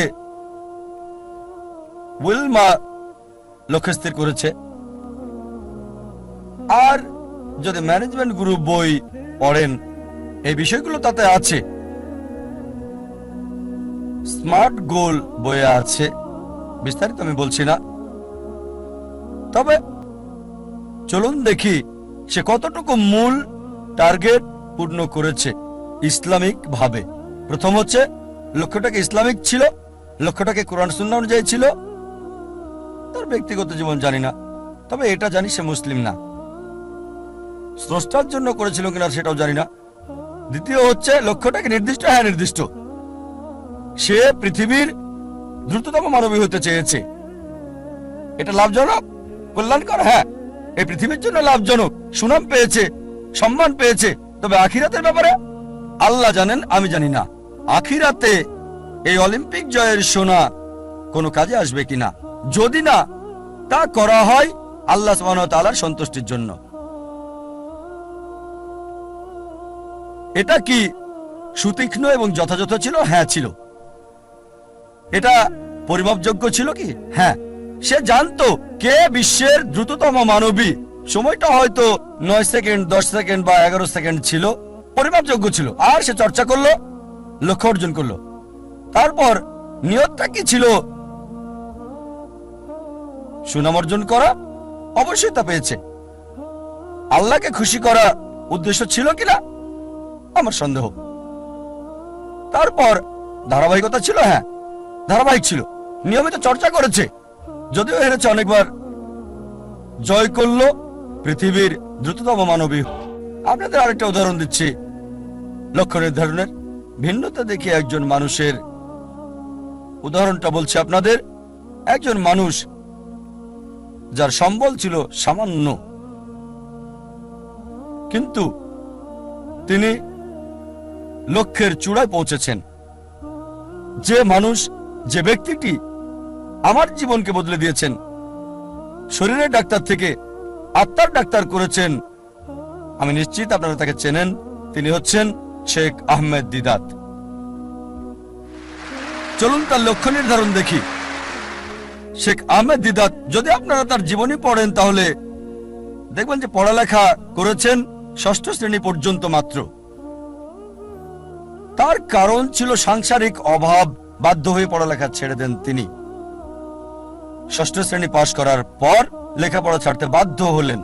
সামান্য সম্বল নিয়ে নিজের দেশ ভারত জন্মস্থান ছেড়ে চলে গেলেন দক্ষিণ আফ্রিকায়। তিনি কাজ করতেন সেলসম্যানের, ফার্নিচারের দোকানে দোকানে ড্রাইভিংও করেছেন তিনি ইত্যাদি। আর দক্ষিণ আফ্রিকায় থাকাকালীন তিনি নিয়মিত খ্রিস্টান মিশনারিদের বিড়ম্বনা শিকার হতেন, যারা বলতো ইসলাম একটা অনুপযোগী ধর্ম, নির্দয় ধর্ম। তারা ইসলামকে আক্রমণ করত। আর যেহেতু হ্যারাসমেন্টের শিকার, তার মনে একটা ইচ্ছা আসলো, ইসলামের বিরুদ্ধে সব অভিযোগের আমি উত্তর দিতে চাই সেই সব খ্রিস্টান মিশনারিদের। এই খ্রিস্টান মিশনারিদের ইসলামের বিরুদ্ধে বলার উপযুক্ত জবাব দিতে চাই। চিন্তা করেন, 6ষ্ঠ শ্রেণী পর্যন্ত পড়া একজন মানুষ। তবে অবশ্যই আল্লাহর উপর ভরসা ছিল। তিনি চেষ্টা করেছেন। একটা বই তাকে বেশ নাড়া দিয়েছিল। ঘরের মধ্যে ময়লা জমে থাকা একটা বই, এই বইটা তাকে নাড়া দিয়েছে, যেটার নাম ইজারুল হক, সত্যের প্রকাশ, লেখক মাওলানা রহমতুল্লাহ কিরানবী। আর ওই বইয়ে লক্ষ্যের নির্দেশনা পান। এভাবে শুরু করেছিলেন আর 40 বছর ধরে সংগ্রাম করেছেন। তিনি চ্যালেঞ্জ করেছেন খ্রিস্টান ধর্মের রথী মহারথীদের। চিন্তা করেন, 6 পাস একজন মানুষ 40 বছর সংগ্রাম করেছেন, পৃথিবীর সেরা খ্রিস্টানদের সাথে চ্যালেঞ্জ করেছেন। এমন একটা ঘটনা 1986 সালে তিনি বিতর্ক করেছিলেন পাদ্রী জিমি সোয়াগার্টের সাথে। আর 80-র দশকে এই জেমি সোয়াগার্ট ছিল 1 নাম্বার, সবচেয়ে ক্ষমতাধর, সবচেয়ে বিখ্যাত খ্রিস্টান টিভি বিতার্কিক। তার বিতর্কের কয়েক সপ্তাহ আগে শেখ দিদাতের এক ভক্ত বলল, শেখ আহমেদ দিদাত, আমি আপনার ভক্ত, আপনাকে একটা উপদেশ দিচ্ছি। এই জেমি সোয়াগার্টকে আমি চিনি, তার সম্পর্কে আমি জানি, তার সাথে বিতর্ক করবেন না, আপনাকে হাসির পাত্র বানাবে আর ফু দিয়ে উড়িয়ে দেবে। চিন্তা করেন, একজন ভক্ত আহমেদ দিদাতকে উপদেশ দিচ্ছে জেমি সোয়াগার্টের সাথে ডিবেট না করার জন্য। আমি তাকে চিনি, আপনাকে হাসির পাত্র বানাবে আর ফু দিয়ে উড়িয়ে দেবে। যে লোক সবচেয়ে বিখ্যাত টিভি ব্যক্তিত্ব, টেলিভিশনের মালিক, যার বাজেট ছিল দৈনিক $1 মিলিয়নেরও বেশি সুনাম অক্ষুণ্ণ রাখার জন্য, আমাদের শেখ আহমেদ দিদাত, মাশাআল্লাহ। তার সাথে আল্লাহ ছিলেন। তিনি ইউএসএ তে গেলেন, ওই খ্রিস্টান মিশনারির শহরে, সে যে দেশে খুবই বিখ্যাত, তিনি গেলেন, বিতর্ক করলেন, আর আলহামদুলিল্লাহ সুম্মা আলহামদুলিল্লাহ, আল্লাহর সাহায্যে তিনি টেবিলটাকে উল্টে দিলেন। চিন্তা করেন, একজন মানুষ সামান্য পুঁজি নিয়ে, স্কুলও পাশ করেননি, গ্রাজুয়েশন তো দূরের কথা, চ্যালেঞ্জ করেছেন খ্রিস্টান সম্প্রদায়ের প্রধান নেতাদেরকে। তারপর থেকে তিনি সবচেয়ে বড় বাধা বিশ্ব খ্রিস্টান নেতাদের জন্য, খ্রিস্টান মিশনারিদের জন্য। একজন মানুষ শেখ আহমেদ দিদাত আল্লাহ সুবহানাহু ওয়া তাআলার সাহায্যে সমগ্র খ্রিস্টানদের চ্যালেঞ্জ করেছেন। এবার তার লক্ষ্য নির্ধারণ দেখি। 1 নাম্বার হচ্ছে ইসলামিক। প্রথমে, এটা কি ইসলামিক ছিল? কোরআন এবং সহিহ হাদিস মোতাবেক এটা কি আল্লাহ এবং রাসূলের জন্য ছিল? স্বাভাবিকভাবে হ্যাঁ ছিল। এ কারণেই তিনি লক্ষ্য অর্জন করেছিলেন। দ্বিতীয় হচ্ছে, এটা কি নির্দিষ্ট ছিল? হ্যাঁ, তার লক্ষ্য নির্দিষ্ট ছিল। আমি ইসলামের বিরুদ্ধে অভিযোগের উত্তর দিতে চাই, এটা ছিল নির্দিষ্ট। যথাযথ জবাব দিতে চাই, অমুসলিমদের মন থেকে ইসলাম সম্পর্কে ভুল ধারণাটা সরাতে চাই আমি। তৃতীয় বিষয় হচ্ছে, এটা কি লাভজনক ছিল, কল্যাণকর ছিল? তিনি আখিরাতের লাভ চেয়েছেন, আর ইনশাআল্লাহ ইনশাআল্লাহ আল্লাহ তাকে জান্নাত দেবেন ইনশাআল্লাহ। কিন্তু আখিরাতের কল্যাণের পাশাপাশি দুনিয়াতেও সম্মান পেয়েছেন। দেখেন, 6ষ্ঠ শ্রেণী পাস একজন মানুষ 1986 সালে মুসলিম বিশ্বের নোবেল পেলেন, মানবতার সেবায় বাদশাহ ফয়সাল পুরস্কার তাকে দেওয়া হয়েছিল। 6ষ্ঠ শ্রেণী পাস লোক, তিনি পুরস্কারের জন্য করেননি, হয়তো পেয়েছেন $200 সেজন্য করেননি, পুরস্কারটা ছিল হয়তো স্বর্ণ সেজন্য করেননি, তিনি করেছেন আল্লাহ এবং রাসূলের জন্য। আল্লাহ আখিরাতে পুরস্কার দেবেন, এই দুনিয়াতেও লাভজনক। তারপর, এটা কি তীক্ষ্ণ ছিল, যথাযথ ছিল? খুবই তীক্ষ্ণ, যথাযথ সময়ে তার কৌশল সবকিছু যথাযথ ছিল। যখন খ্রিস্টান মিশনারিরা মুসলিমদের বদনাম করত, আমাদের অবস্থান ছিল যখন একেবারে নিচে। এই মানুষ শেখ আহমেদ দিদাত হাজার হাজার তরুণকে অনুপ্রাণিত করেছিলেন, এবং আমাকেও। অন্তত আমরা মাথা উঁচু করে দাঁড়াতে পারি ভালোভাবে। তারপর, এটা কি পরিমাপযোগ্য? হ্যাঁ। তিনি কি করলেন? খ্রিস্টান মিশনারিদের লেখা বইগুলো সংগ্রহ করলেন, যেগুলো ছিল ইসলামের বিরুদ্ধে লেখা, যেমন জন গিলক্রিস্ট, এইসব বই, জেমি সোয়াগার্ট, আর সেগুলো উত্তর দিলেন। যখন তারা কোরআন এবং ইসলামকে আক্রমণ করত, তিনি জবাব দিতেন তাদের বাইবেল থেকে। কোরআনের আয়াতগুলো সেগুলোর উপরে প্রয়োগ করতেন আর ফলাফল পেতেন, পরিমাপযোগ্য। এরপর তার নিয়ত কি ছিল? বিখ্যাত হওয়া নিয়ত ছিল না, বাদশাহ ফয়সাল পুরস্কার পাওয়াটা উদ্দেশ্য ছিল না। নিয়ত ছিল আল্লাহ এবং তার রাসূলের সন্তুষ্টি অর্জন। তারপর ধারাবাহিকতা ছিল? হ্যাঁ ছিল। চিন্তা করেন, তিনি সংগ্রাম করেছেন 40 বছর। তার ইতিহাস পড়লে দেখবেন তার অফিসটা ছিল ছোট্ট একটা ঘর। আর আমাদেরকে বলেছেন সাদা কালো 1000 পাম্পলেট ছাপানোর আগে তাদের মিটিং করতে হতো। চলো মিটিং করি, 1000 সাদা কালো পাম্পলেট আমরা ছাপাতে পারবো কিনা। মাশাআল্লাহ, ধারাবাহিক। লক্ষ্যে পৌঁছার আগ পর্যন্ত সংগ্রাম করেছেন। উইলমা রুডলফ এবং শেখ আহমেদ দিদাতের মধ্যে যে পার্থক্য দেখি তা হলো উইলমা রুডলফের দূরদর্শিতা ছিল না। এই পৃথিবীতে অনেক মূল্য, কিন্তু শেখ আহমেদ দিদাত ছিলেন দূরদর্শী। আর এটা ছিল আখিরাতের জন্য। ইনশাআল্লাহ আল্লাহ তাকে পুরস্কার দেবেন আখিরাতে, দুনিয়াতেও তাকে পুরস্কার দিয়েছিলেন। আমাদের অনেকে জানে না জীবনের উদ্দেশ্যটা কি। বেশিরভাগই 1 নম্বর উদ্দেশ্যটা হচ্ছে কিভাবে উপার্জন করবে। অধিকাংশ লোককে জিজ্ঞেস করবেন, তাদের সঙ্গে কথা বলে দেখবেন 1 নম্বর চেষ্টা হচ্ছে জীবিকার ব্যবস্থা করা। তারা জীবিকার ব্যাপারে বেশি সচেষ্ট, কিভাবে জীবন চালাবে। তাদের উপার্জনের উপর ভিত্তি করে জীবন ধারণ করে থাকে। তারা কি খাবে, কি পড়বে, কোথায় বাস করবে, কোন স্কুলে পড়াশোনা করবে, কোন স্নাতক ডিগ্রি নেবে, সবকিছু উপার্জনকে ঘিরেই হচ্ছে। আর এরা চিন্তা করে যে যদি বেশি টাকা উপার্জন করতে পারে তাহলে জীবনের লক্ষ্য অর্জন করে ফেলেছে। যেমন আমি যথাযথ হওয়ার উদাহরণ দিলাম। আমাদের অধিকাংশই কি করি, পাখির চোখ নিশানা না করে কি করি, আমরা শূন্যে গুলি করে দিই আর চারপাশের বিষয়গুলো টেনে আনে নিশানা ছাড়াই গুলি করে দেই। কোনো একটা বিষয়ে গ্রাজুয়েশন করি, তারপর যখন বলা হয় কেন এই কোর্স নিয়েছো তুমি, ও আমি তো ভাবিনি। তারপর বিশেষত্ব খোঁজে, আরো বেশি বিশেষত্ব খোঁজে, তারপর চেষ্টা করে যাচাই করে কেন এই কোর্স নিয়েছে। দেখবেন লোকে প্রথমে চিন্তা করে কত উপার্জন করবে, আর উপার্জনের ভিত্তিতে সে সিদ্ধান্ত নেয় কিভাবে তাদের জীবন যাপন করবে। এটা শূন্যে গুলি ছোড়ার মতো আর পাখির চোখে নিশানা করার চিন্তা করা। প্রথমে দেখতে হবে আমাদের কেন্দ্র কোনটা, কোনটাকে ভিত্তি করে আমাদের জীবন আবর্তিত হচ্ছে। বিভিন্ন মানুষের ভিন্ন ভিন্ন কেন্দ্র রয়েছে। কিছু লোক তারা আত্মকেন্দ্রিক, সবকিছুতে নিজেদের কথা ভাবে, পৃথিবীর অন্য মানুষকে নিয়ে কোনো মাথা ব্যথা নেই, নিজেদের নিয়ে তারা ব্যস্ত থাকে। কিভাবে জীবনযাপন করবে অন্যদের নিয়ে চিন্তা করার সময় নেই, তারা আত্মকেন্দ্রিক। কিছু লোক পরিবার কেন্দ্রিক, তাদের সারা জীবন পরিবারকে ঘিরেই কেটে যায়। তারা যে কোনো নিয়ম ভাঙতে বা গড়তে প্রস্তুত, হোক সেটা সঠিক কিংবা ভুল, পরিবারকে সুখী করতে। তাদের মূল উদ্দেশ্যটা হচ্ছে পরিবারকে খুশি করা। কেউ হয়তো পিতামাতা কেন্দ্রিক, কিছু হয়তো পরিবার কেন্দ্রিক, স্ত্রী কেন্দ্রিক বা স্বামী কেন্দ্রিক, কেউ হয়তো সন্তান কেন্দ্রিক। দেখবেন কিছু লোক পিতামাতাকে খুশি করার জন্য যে কোনো কিছু করতে পারে। তাদের জীবনের সব নিয়ম কানুন পিতামাতার পছন্দ অপছন্দের ভিত্তিতে হয়।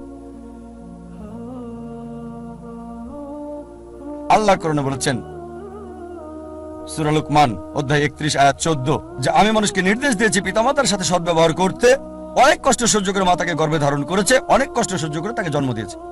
ঠিক তারপরে আয়াত সূরা লুকমান অধ্যায় 31 আয়াত 15 বলছে যদি তোমার পিতামাতা চেষ্টা করে, জিহাদ করে, চেষ্টা আর সংগ্রাম করে তোমাকে বাধ্য করে আল্লাহ সুবহানাহু ওয়া তাআলা ছাড়া অন্য কারো ইবাদত করতে, যে বিষয়ে তোমার কোনো জ্ঞান নেই, তাদের মানবে না, তবে তাদের সাথে থাকো ভালোবাসা আর মমতা দিয়ে। তার মানে আমাদের স্রষ্টা বলেছেন পিতামাতাকে ভালোবাসতে, মানতে হবে, কিন্তু স্রষ্টার বিরুদ্ধে যেতে বললে, আল্লাহ এবং তার চূড়ান্ত নবীর বিরুদ্ধে যেতে বললে তাদের মানবে না। তারপরও তাদেরকে ভালোবাসো, সহানুভূতি দাও। সীমানা আছে। কিছু মানুষ স্বামী বা স্ত্রী কেন্দ্রিক, তারা স্ত্রীদেরকে খুশি করতে চায় বা স্বামীদেরকে খুশি করতে চায়। আর ধরেন কারো স্ত্রী খুবই দামি ডায়মন্ড নেকলেস চাইল, তার দেওয়ার সামর্থ্য নেই, সে কি করলো, ভিক্ষা করলো, ধার করলো বা চুরি করলো আর ওই ডায়মন্ডের নেকলেসটা স্ত্রীর জন্য কিনে আনলো। তার লক্ষ্য স্ত্রীকে খুশি করা। কিছু লোক সন্তান কেন্দ্রিক, সন্তানদের খুশি করতে চায়। অনেক সময় দেখা যায় হয়তো কারো ছেলে বিদেশে গিয়ে লেখাপড়া করতে চায়, সে যে বিষয়ে ভর্তি হতে যাচ্ছে সেটা অপ্রয়োজনীয়। এটা তাকে দুনিয়াতেও সাহায্য করবে না, আখিরাতেও সাহায্য করবে না। তারপর কারণ ছেলে বিদেশে পড়তে চায়, এই লোক সম্পত্তি বন্ধক রাখে এবং ছেলেকে আমেরিকাতে পাঠায় আর বলে আমার ছেলে তো আমেরিকায় পড়ছে, যদিও তার লক্ষ্যটা হচ্ছে সে ছেলেকে আমেরিকাতে পড়াবে। আসলে উদ্দেশ্যটা কি? জীবনটা কোন কেন্দ্রিক? কিছু লোক যারা হচ্ছে সমাজ কেন্দ্রিক, আমরা জানতে চাই আমাদের পরিবারের বাইরের লোকজন কি চিন্তা করে, এভাবে পুরো জীবনটা সমাজ কেন্দ্রিক হয়ে যায়। কিছু লোক প্রতিবেশী কেন্দ্রিক, প্রতিবেশীর সাথে প্রতিযোগিতায় লিপ্ত। একটা গল্প মনে পড়ে গেল। এক সময় একজন ফেরেশতা এসে এক লোককে বলল, আমি তোমার উপর খুশি, তুমি যা চাইবে আমি তোমাকে তাই দেব, তবে একটা শর্ত, যা তুমি চাইবে আমি তোমাকে সব দেব, তবে তোমার প্রতিবেশীকে দেব তার দ্বিগুণ। লোকটা বলল, একটা রোলেক্স ঘড়ি আমার চাই।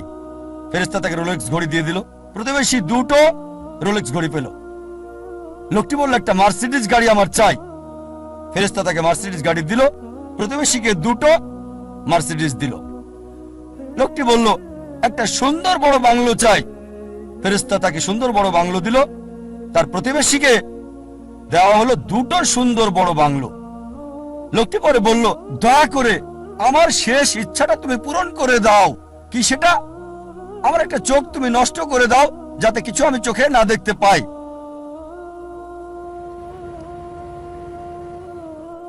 চিন্তা করেন, সে তার নিজের চেয়ে প্রতিবেশীকে নিয়ে বেশি ব্যস্ত। তার জীবন সহজ কিন্তু জটিল সেটা ভাবছে না সে। প্রাচুর্য কি দারিদ্রতা যাই থাকুক, সে বেশি চিন্তিত তার প্রতিবেশীর চেয়ে ভালো জীবন যাপন করা নিয়ে। এ কারণেই সে ফেরেশতাকে বলল, আমার একটা চোখ নষ্ট করে দাও, যাতে প্রতিবেশীর দুটো চোখই নষ্ট হয়ে যায়। এভাবে আমরা প্রতিবেশী কেন্দ্রিক। নিজে সুখী কিনা ভাবছে না, দেখতে পারবে কিনা সেটা ব্যাপার না। যেহেতু প্রতিবেশী সম্পূর্ণ অন্ধ হবে, তাই একটা চোখ হারাতে কোনো আপত্তি নাই। প্রতিবেশী কেন্দ্রিক। কিছু লোক বন্ধু কেন্দ্রিক, কিছু আবার শত্রু কেন্দ্রিক।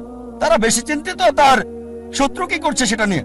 শত্রু কি চিন্তা করছে আমার ব্যাপারে তা নিয়ে পরিকল্পনা করে। শত্রু যদি এটা করে আমি ওটা করব, সব সময় সারা জীবন চিন্তা করে এভাবে শত্রুরা কি করছে। এটা আপনি পাবেন বিভিন্ন ক্ষেত্রে। ব্যবসায়ী চিন্তা করছে তার শত্রুর ব্যাপারে, ছাত্র চিন্তা করছে শত্রুর ব্যাপারে। তারা যা চিন্তা করে তার প্রতিরোধ চিন্তা করে। শত্রু যা চিন্তা করছে তার প্রতিরোধমূলক চিন্তা। বেশিরভাগ সময় তারা কাটায় শত্রুর মোকাবেলার চিন্তা করে। তাদেরকে একটা সুন্দর শান্তির উপদেশ দিতে চাই, যা আমি অনুসরণ করি।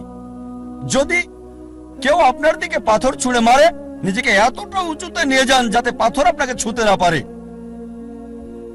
কেউ আপনার দিকে ঢিল ছুঁড়ে মারলে নিজেকে এমন উঁচুতে নিয়ে যান যাতে পাথর আসতে না পারে। তাহলে প্রতিযোগিতার প্রশ্ন আসবে কি করে? আপনার বিরুদ্ধে শত্রুর পরিকল্পনার সুযোগ আসবে কি করে? আরেকটা উপদেশ, যদি কেউ ইট ছুঁড়ে মারে আপনার দিকে, এই ইট দিয়ে ঘর তৈরি করেন আপনি। স্কুলে শিখতাম মার্শাল আর্ট, কেরাতি, জুডো। যদি বড় কেউ আপনাকে ধাক্কা দেয়, কি করতে হবে? সাইড স্টেপ নিতে হবে। তার শক্তি কাজে লাগিয়ে তাকে ফেলতে হবে, তার শক্তির ব্যবহার। কেউ যখন আপনাকে ইট মারবে, সেই ইট দিয়ে ঘর তৈরি করেন। কিছু লোক সুনাম কেন্দ্রিক। তারা সুনাম চায়, মূল উদ্দেশ্য খ্যাতি পাওয়া। যে কোনো অনৈতিক কাজ করতে প্রস্তুত, নিয়মকানুন বিসর্জন দিতে পারে। কিছু লোক তারা হচ্ছে ভোগবাদী। তারা সম্পদ কেন্দ্রিক। সব সময় চিন্তা করে অর্জন কি, কত সম্পদ করেছে, তারা কি পরে। আর এটা কমন, খুবই কমন মানুষের মধ্যে, বিশেষ করে ধনীদের মধ্যে। বন্ধুদের সাথে দেখা হলে গল্প শুরু করে, কোন ব্র্যান্ডের ঘড়ি পরেছো? এটা কি ট্যাগ হিওর নাকি ওমেগা? ও এটা রোলেক্স। ভিতরে কিসের? আয়রনের নাকি চামড়ার? বেসারটা কি? ও কোন ধরনের ডাল?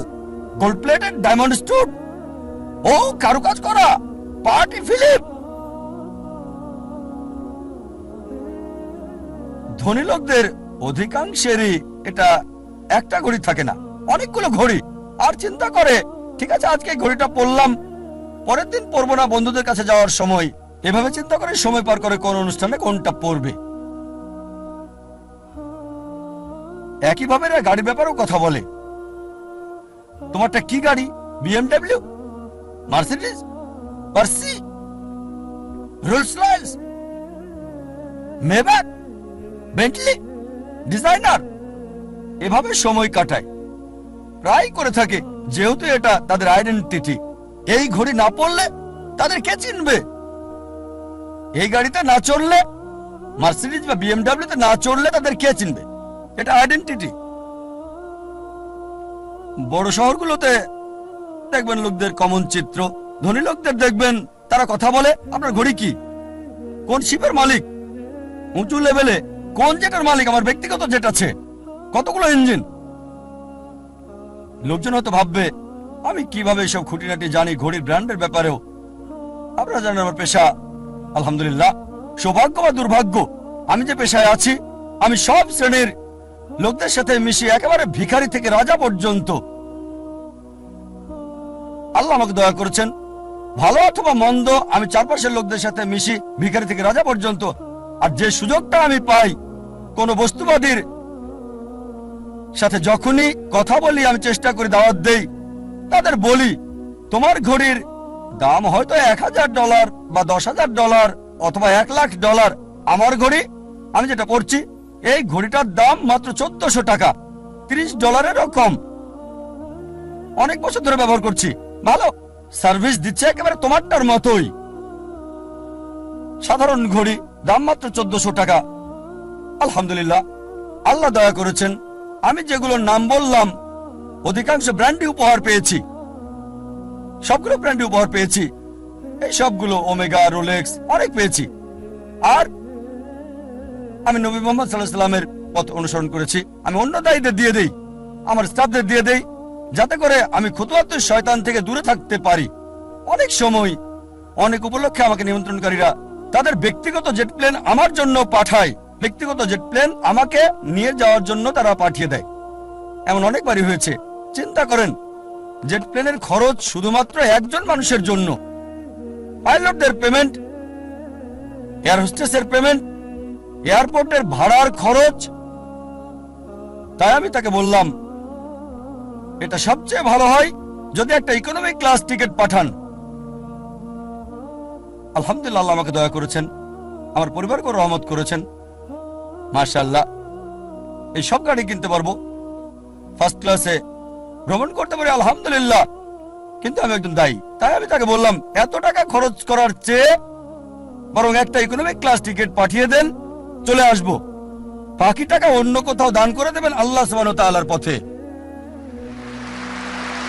আয়োজকেরও মাশাআল্লাহ নিয়ত স্বচ্ছ হওয়ায় আমাকে বললেন যে আমার জেট প্লেনে কাকে আমি আনতে পাঠাবো, আর কে উত্তম আল্লাহর পথে দায়ী ইচ্ছে।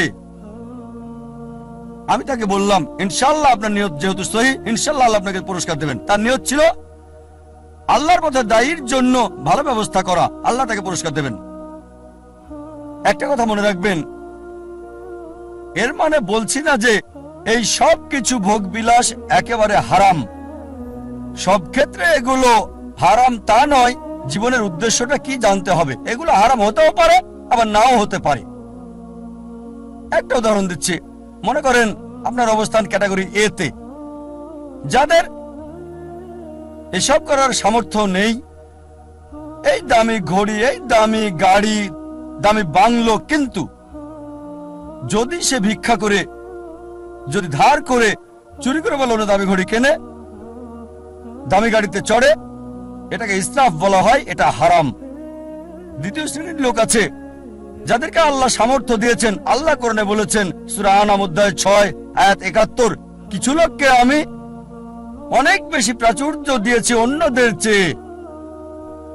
আল্লাহ বলেন সূরা আনাম অধ্যায় 6 আয়াত 165, আল্লাহ কিছু মানুষকে অন্যের উপর মর্যাদা দিয়েছেন যাতে তিনি তোমাদের পরীক্ষা করতে পারেন।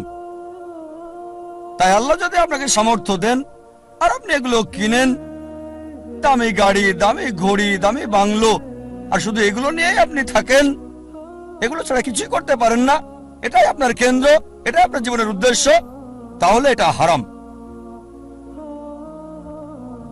তৃতীয় ক্যাটাগরির লোক আছে যাদেরকে আল্লাহ সামর্থ্য দিয়েছেন, তারা সেগুলো কিনে, তবে সেগুলো নিয়ে পড়ে থাকে না। এটা কিনেছে। নবী সুলাইমান আলাইহিস সালামের উদাহরণ দেখে তিনি ধনী ছিলেন, মালিকও হয়েছিলেন, তবে এগুলোর উপর নির্ভরশীল না। তাই যদি এগুলো কিনেন আর যদি আল্লাহ সুবহানাহু ওয়া তাআলাকে মেনে চলেন, বস্তুবাদী বিলাসের উপর নির্ভরশীল না হন, তাহলে এটা মুবাহ, ঐচ্ছিক, এটা হারাম না। তবে সবচেয়ে উত্তম চতুর্থ ক্যাটাগরি যাদের আল্লাহ সামর্থ্য দিয়েছেন আর তারপর সেগুলো ব্যবহার করে না, এগুলো কিনে না। প্রিয় নবীজি মুহাম্মদ সাল্লাল্লাহু আলাইহি ওয়াসাল্লামের মতো। আমাদের প্রিয় নবী মুহাম্মদ সাল্লাল্লাহু আলাইহি ওয়াসাল্লামের ক্ষমতা ছিল, সুনাম ছিল, আধিপত্য ছিল। সে সময় তিনি রাজা হতে পারতেন সারা পৃথিবীর, সব ধন সম্পদের মালিক হতে পারতেন, অথচ যখনই কোনো পুরস্কার পেতেন অনেক সময়, প্রায় সময় তিনি তার সাহাবীগণকে সেগুলো দিয়ে দিতেন। এই জন্য না যে গ্রহণ করা হারাম হবে, কেউ যদি ভালো উপহার দেয় সেটা রাখতে পারেন, সেটা হারাম না, কিন্তু নবীজি অন্যদের দিয়ে দিতেন। চতুর্থ ক্যাটাগরি আল্লাহ সামর্থ্য দিয়েছেন আর সেগুলো ব্যয় করে আল্লাহ সুবহানাহু ওয়া তাআলার পথে।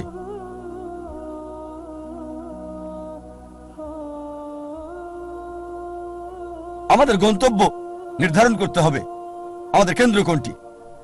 মানব জাতির জন্য সবচেয়ে গুরুত্বপূর্ণ গন্তব্য আল্লাহ কেন্দ্রিক হতে হবে।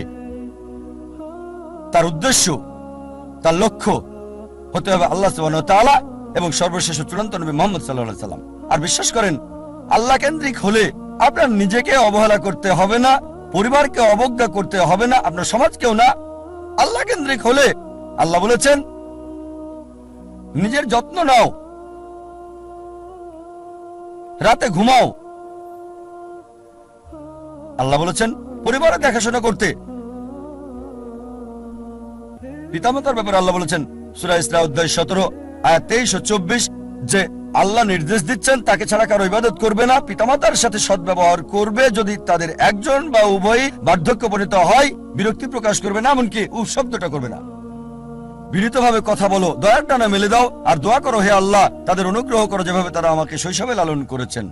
তার মানে যদি আল্লাহ কেন্দ্রিক হন, পিতামাতাকে ভালোবাসতে হবে, সম্মান করতে হবে, মান্য করতে হবে। যদি তারা আল্লাহ এবং রাসূলের বিরুদ্ধে যায় সেক্ষেত্রে মানবে না, তারপরও ভালোবাসা সহানুভূতি থাকতে হবে। সূরা লোকমান অধ্যায় 31 আয়াত 14 এবং 15। যদি আল্লাহ কেন্দ্রিক হন তার মানে এই না যে স্ত্রীর খোঁজ খবর নেবেন না। একটা হাদিস আছে প্রিয় নবীজি মুহাম্মদ সাল্লাল্লাহু আলাইহি সাল্লামের, আহমদ ইবনে হাম্বল, হাদিস নাম্বার 7396। আমাদের নবীজি মুহাম্মদ সাল্লাল্লাহু আলাইহি সাল্লাম বলেছেন মুমিনদের মাঝে সেই সবচেয়ে উত্তম যে তার পরিবারের সাথে ভালো, বিশেষ করে স্ত্রীর সাথে। আল্লাহ কেন্দ্রিক হলে পরিবারকে অবহেলা করতে হবে না, সমাজকে অবহেলা করতে হবে না। আল্লাহ বলেন সূরা মাউন অধ্যায় 107 আয়াত 1 থেকে 7 যে প্রতিবেশীর হক আদায় করো, প্রতিবেশীকে সাহায্য করো। প্রিয় নবী মুহাম্মদ সাল্লাল্লাহু আলাইহি সাল্লাম বলেছেন,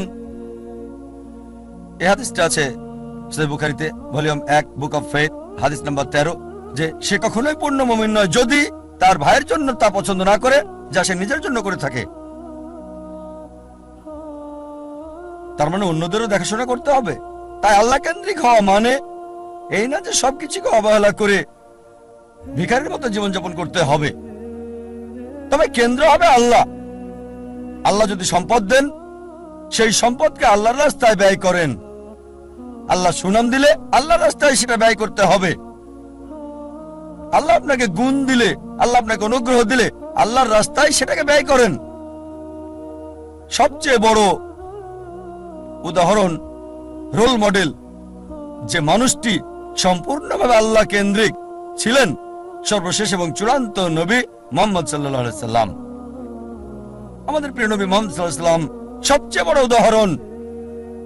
তিনি সবকিছুতে আল্লাহ কেন্দ্রিক ছিলেন, আর তিনি শুধু মুসলিম জাতির জন্যই আসেননি, সমগ্র মানব জাতির জন্য রহমত স্বরূপ। আল্লাহ কোরআনে বলেন সূরা আম্বিয়া অধ্যায় 21 আয়াত 107 ওয়ামা আরসালনাকা ইল্লা রাহমাতাল লিল আলামিন, আমি তো তোমাকে অবশ্যই সমগ্র মানব জাতির রহমত হিসেবে প্রেরণ করেছি, সমগ্র সৃষ্টির রহমত হিসেবে, সমগ্র পৃথিবীর জন্য রহমত। একজন মানুষের জন্য সবচেয়ে ভালো উদাহরণ, যার জীবনের সবচেয়ে ভালো উদ্দেশ্য ছিল, মানব জাতির সবচেয়ে বড় উদাহরণ, একজন মানুষের জন্য, বর্বর জাতিকে যিনি মানব জাতিতে রূপান্তরিত করেছেন, যে মানুষটা মানব জাতিকে বদলে দিয়েছিলেন। আর ইতিহাস পড়লে ঘন্টা দিন একসাথে বলে যেতে পারবেন মুসলিমরা কি বলছে সেটা বাদ দেন, নবীজি মুহাম্মদ সাল্লাল্লাহু আলাইহি সাল্লাম সম্পর্কে শত শত অমুসলিমের কথার উদ্ধৃতি দিতে পারবেন যারা নবীজির প্রশংসা করেছেন। এখানে কয়েকটা উদাহরণ দিচ্ছি। জর্জ বার্নার্ড শ তিনি বলেছেন মুহাম্মদ সাল্লাল্লাহু আলাইহি সাল্লাম সম্পর্কে যে আমি তার সম্পর্কে পড়েছি, মানে নবী মুহাম্মদ সাল্লাল্লাহু আলাইহি সাল্লাম, আর আমার মতে নিরপেক্ষ অবস্থান থেকে বললে তাকে মানবতার রক্ষাকারী বলা উচিত। George Bernard Shaw. Thomas Carlyle বিখ্যাত ঐতিহাসিক ছিলেন, তিনি একজন ইউরোপিয়ান অমুসলিম। তার লেখা একটা বই হিরোজ অ্যান্ড হিরো ওয়ারশিপ, তিনি বীরদের ইতিহাস তুলে ধরেছেন। আর এক নম্বর হিরো একজন বীর নবী, তিনি ঈসা আলাইহিস সালাম ছিলেন না, তিনি মুসা আলাইহিস সালাম ছিলেন না, দাউদ আলাইহিস সালাম ছিলেন না, সুলাইমান আলাইহিস সালাম ছিলেন না, তিনি ছিলেন মুহাম্মদ সাল্লাল্লাহু আলাইহি সাল্লাম।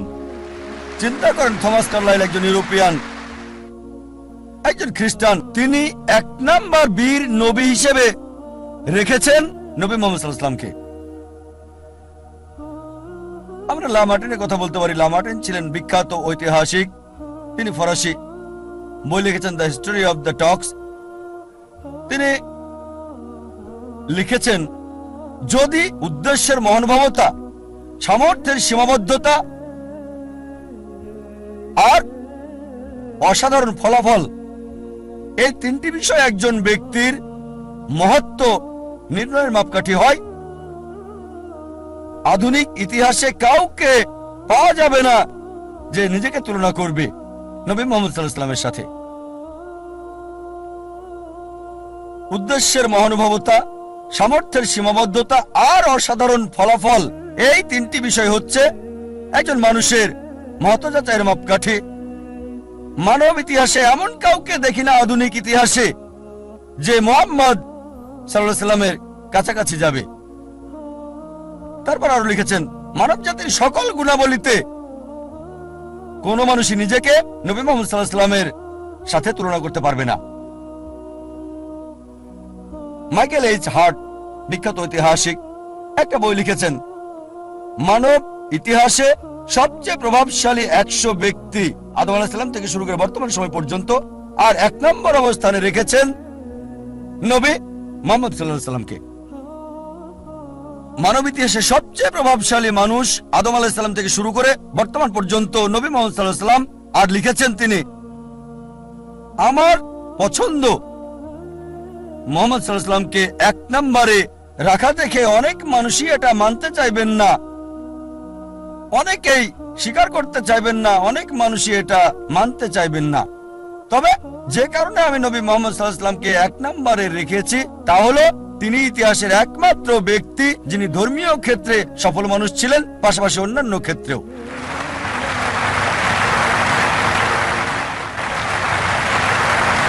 যদি এনসাইক্লোপিডিয়া ব্রিটানিকা পড়েন 11তম সংস্করণ, নবী মুহাম্মদ সাল্লাল্লাহু আলাইহি সাল্লাম সম্পর্কে এতে বলা হয়েছে মুহাম্মদ সাল্লাল্লাহু আলাইহি সাল্লাম ছিলেন পৃথিবীর সবচেয়ে সফল ধর্মীয় ব্যক্তিত্ব।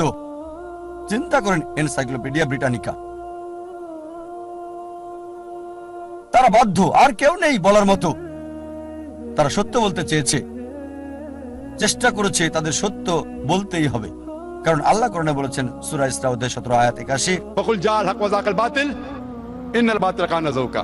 যখন সত্য মিথ্যার বিরুদ্ধে দাঁড়ায় মিথ্যা ধ্বংস হয়ে যায়, আর মিথ্যার ধ্বংস অনিবার্য।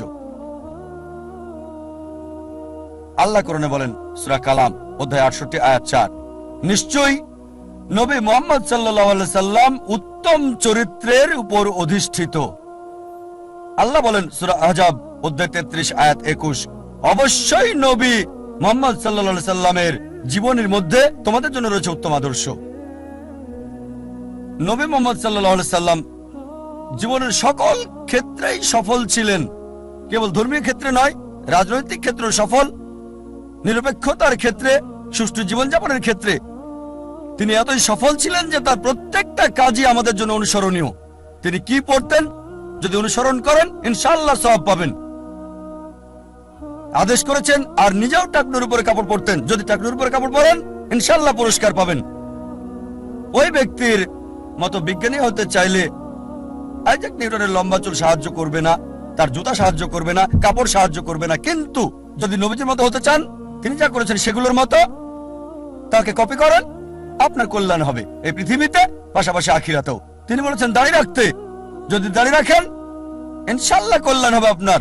নবীজি যা করেছেন, জীবনের সকল ক্ষেত্রে সফল ছিলেন তিনি, সবচেয়ে উত্তম রোল মডেল সব মানুষের জন্য।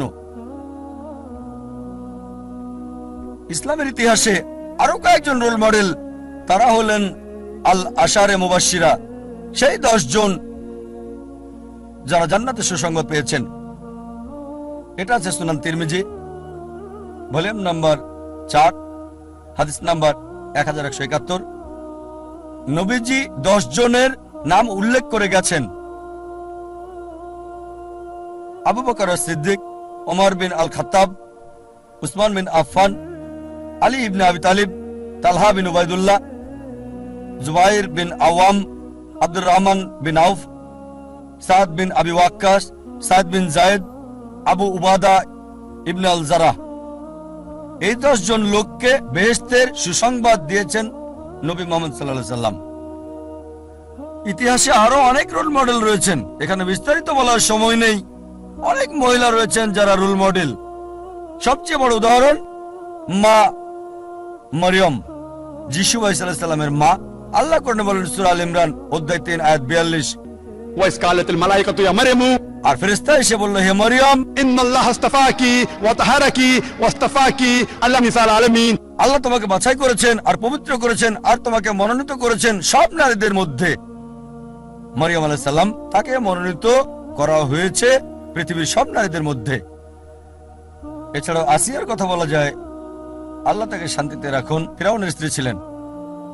আল্লাহ বলেন সূরা তাহরিম অধ্যায় 66 আয়াত 11, তিনি আল্লাহ সুবহানাহু ওয়া তাআলার কাছে দোয়া করেছিলেন, হে আমার প্রতিপালক, আমার জন্য একটি গৃহ নির্মাণ করো জান্নাতে তোমার কাছে, আর আমাকে উদ্ধার করো ফিরাউন এবং তার সকল প্রকার দুষ্কর্ম থেকে। তার মানে তিনি দোয়া করেছিলেন জান্নাতে একটু স্থান চান আল্লাহ সুবহানাহু ওয়া তাআলার কাছে, তার সমস্ত ধন সম্পদের বিনিময়ে। সেই সময়ে সবচেয়ে ধনী লোকের স্ত্রী ছিলেন তিনি, সে সময়ে সবচেয়ে ক্ষমতাধর মানুষ ছিল ফিরাউন। খাদিজা রাদিয়াল্লাহু আনহার কথা বলা যায়, নবীজি সাল্লাল্লাহু আলাইহি সাল্লামের প্রথম স্ত্রী তিনি। ফাতিমা রাদিয়াল্লাহু আনহার কথা বলা যায়, নবীজি সাল্লাল্লাহু আলাইহি সাল্লামের কন্যা। এরা ছিলেন মহিলাদের জন্য রোল মডেল। আমরা সেরা দম্পতির উদাহরণ দিতে পারি, উত্তম স্বামী এবং স্ত্রী নবী মুহাম্মদ সাল্লাল্লাহু আলাইহি সাল্লাম এবং বিবি খাদিজা রাদিয়াল্লাহু আনহা।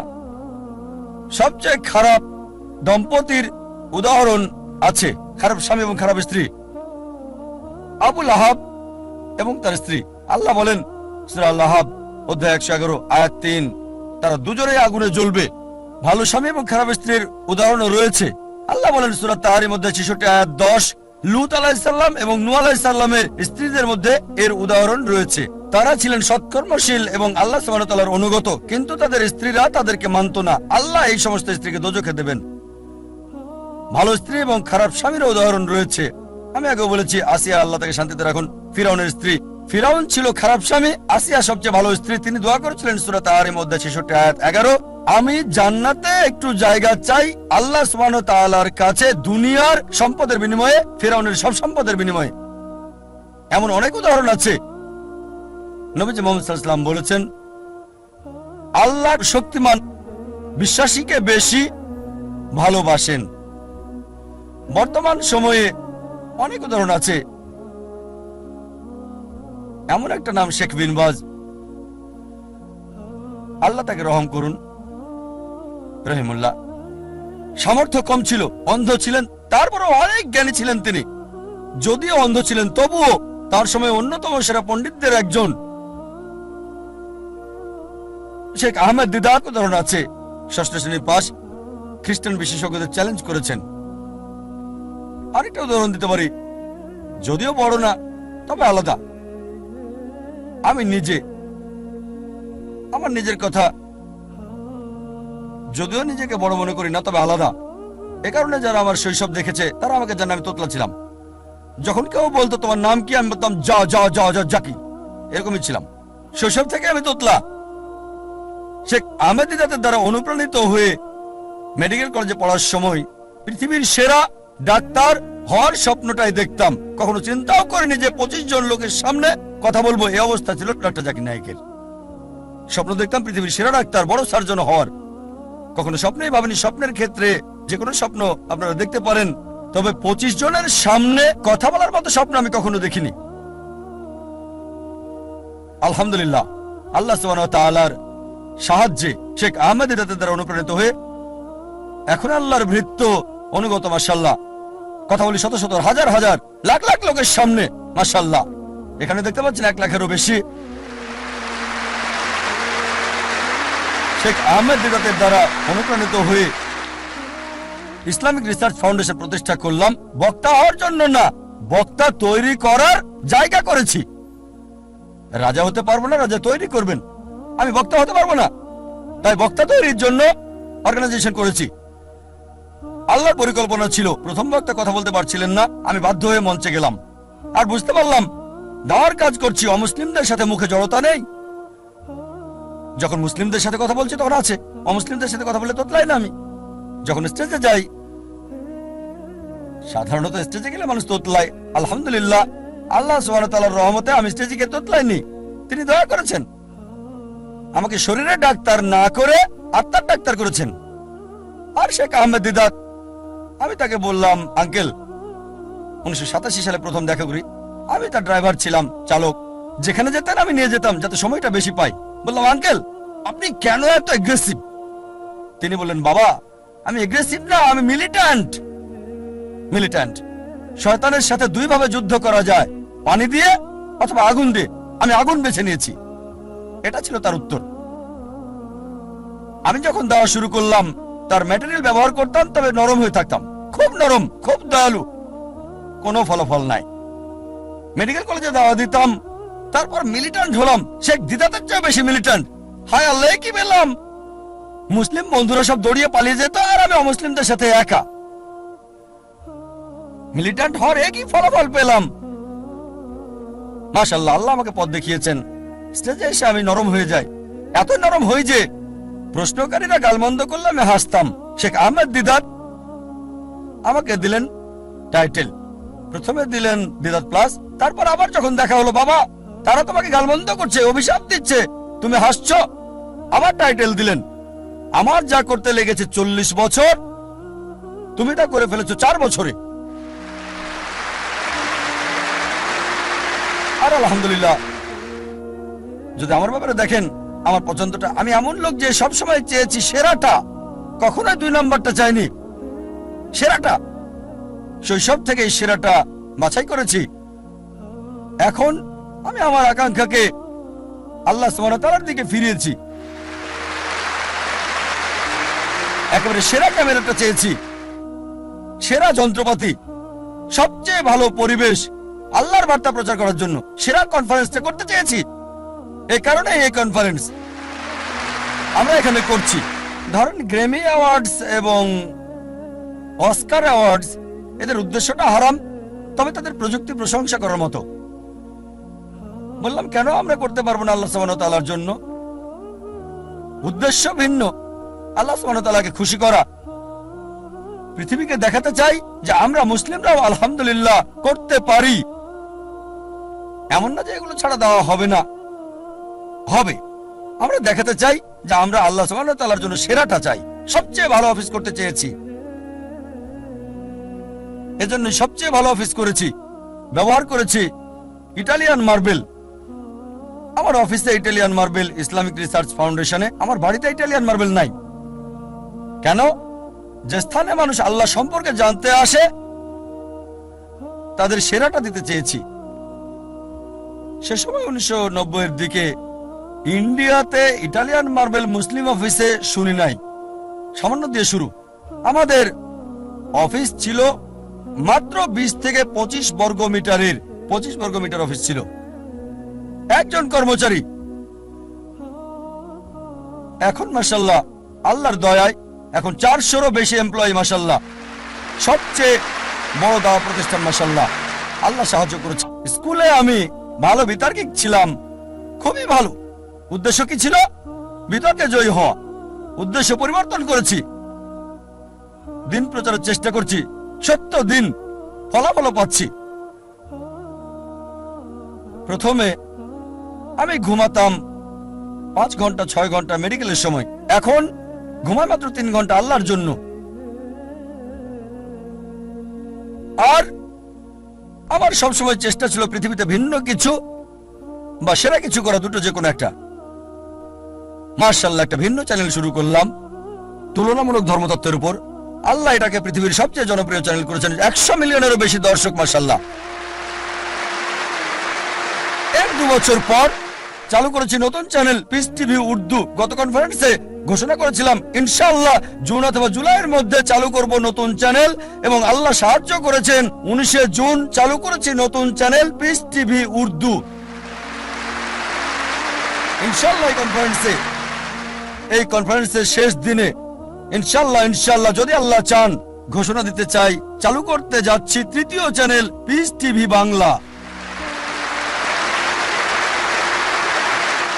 কারণ বাংলা ভাষা মাশাআল্লাহ শত শত মানুষ বাংলায় কথা বলে, এটা দরকার।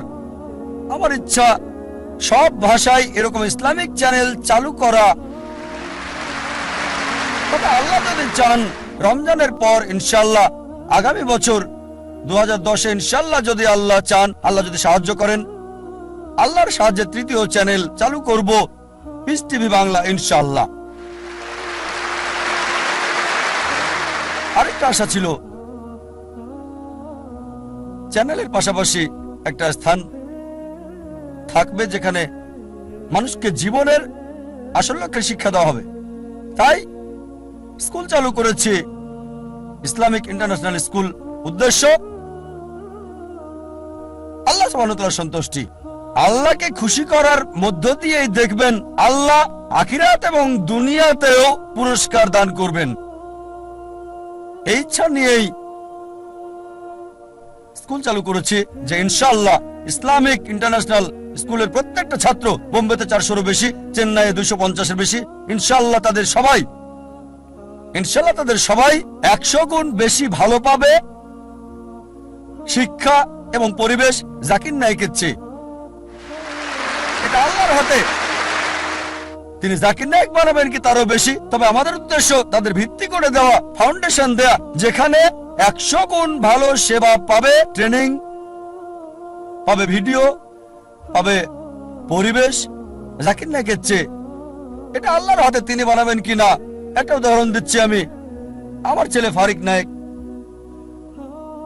আপনারা চেনেন মাশাআল্লাহ। আপনাদের বলেছিলাম গতকালের আগের দিনের লেকচারে, আমি ভাষা হিসেবে আরবি জানি না। আমি বলেছি আমার ছেলেকে আরবি শেখাবো ইনশাআল্লাহ, লুগা ফুসা। স্কুলের সব ছাত্রকে শিখিয়েছি মাশাআল্লাহ। আমার ছেলে যখন স্কুল শুরু হয় মাশাআল্লাহ, সে ছিল সেরা খেলোয়াড়, ট্রফি পায়। 1 বার না, 2 বার না, 3 বার না, 4 বার না, টানা 5 বার পেয়েছে সে। আমার আনন্দ হয়, ভালো লাগে, কারণ সে অভ্যস্ত। যখন আমি স্কুলে ছিলাম, যখন স্কুলে পড়তাম, আমিও চাইতাম প্রথম হতে, স্বর্ণপদক পেতে, যেটা ছিল আমার উদ্দেশ্য। দেখবেন তরুণরা 100 মিটার দৌড়ে প্রথম হয়, স্কুলে কখনো গোল্ড মেডেল পাইনি। যখন কলেজে গেলাম তখন মাশাআল্লাহ বুঝতে পারলাম যে আমি বড় দৌড়বিদ, আর গোল্ড মেডেলও পেলাম মেডিকেল কলেজে 10 কিলোমিটার। তখন আমার মনে হলো গোল্ড মেডেল অপ্রয়োজনীয়, ভালো দেখতে, ভালো গোল্ড মেডেল আসলে কি, 10 কিলোমিটার লোকজন দেখে, আসলে বড় কিছু না।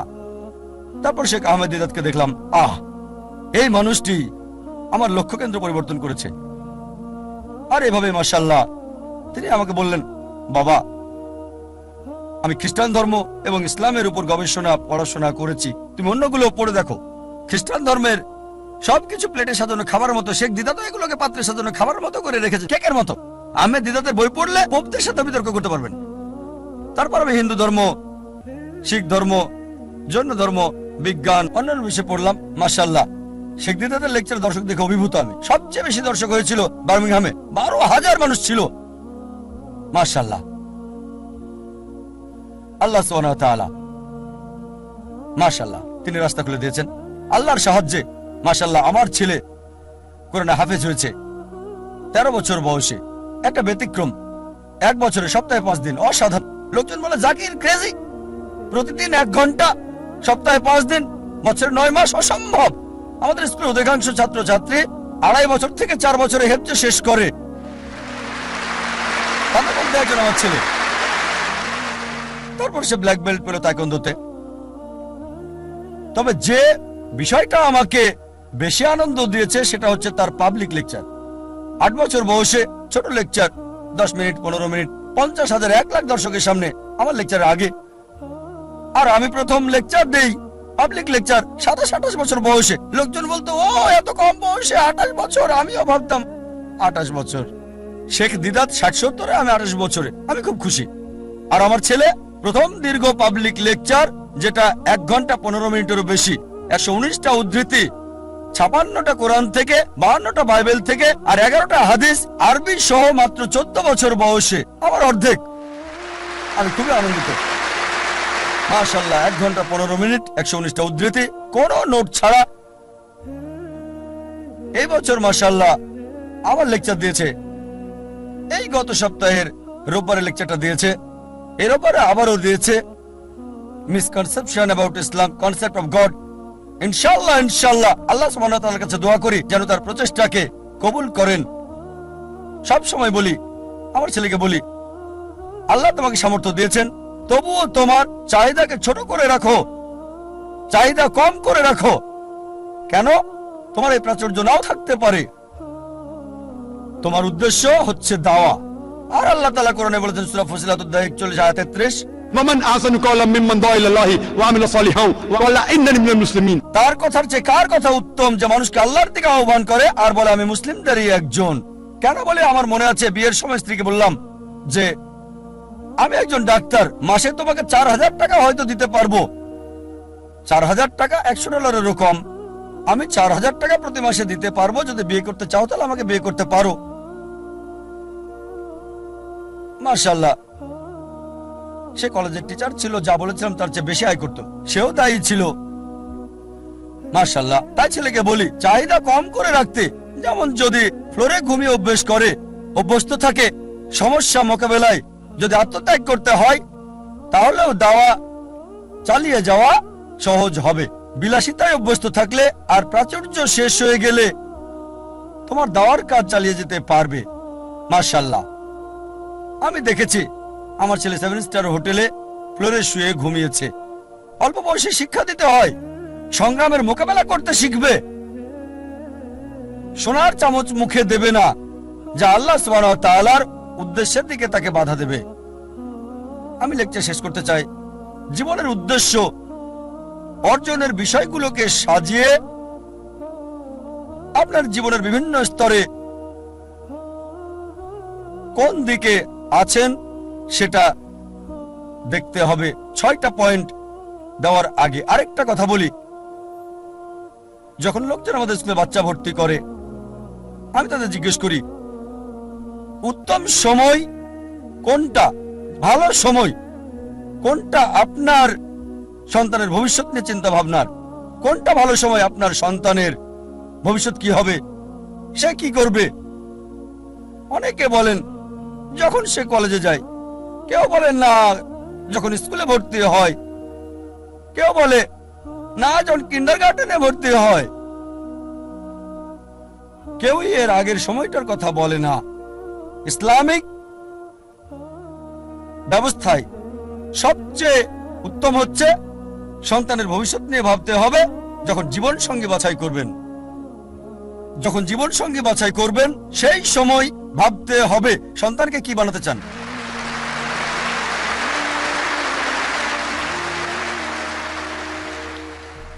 কারণ তার মা বাবা পিতামাতা তাদের আসল শিক্ষক। প্রথমে আপনাকে ভাবতে হবে, সেটা আসল সময়। আপনাকে সন্তানের ভবিষ্যৎ নিয়ে ভাবতে হবে। জীবনের উদ্দেশ্যগুলো সংক্ষেপে বলছি, যা একজন মানুষকে ভাবতে হয়। 1 নাম্বার হচ্ছে যখন শিক্ষা দেবেন দেখতে হবে কোন প্রতিষ্ঠানে পড়াচ্ছেন, স্কুল, কলেজ, যেটা দুটোরই সুযোগ সৃষ্টি করবে, আখিরাত এবং দুনিয়া। শুধু এই দুনিয়ার ডিগ্রি আপনাকে সাহায্য করবে না, এমন একটা স্কুলে দেন যেখানে দুনিয়া এবং আখিরাত দুটোই হয়। আর ইনশাআল্লাহ এই উদ্দেশ্য নিয়ে শুরু করেছে ইসলামিক ইন্টারন্যাশনাল স্কুল। আর যদি আল্লাহ চান আমাদের স্কুলের আরো শাখা বাড়ানো হবে। দ্বিতীয় হচ্ছে, দেখবেন তার বন্ধুদেরও যেন একই জীবনের উদ্দেশ্য থাকে। বন্ধু হতে হবে ইসলামিক।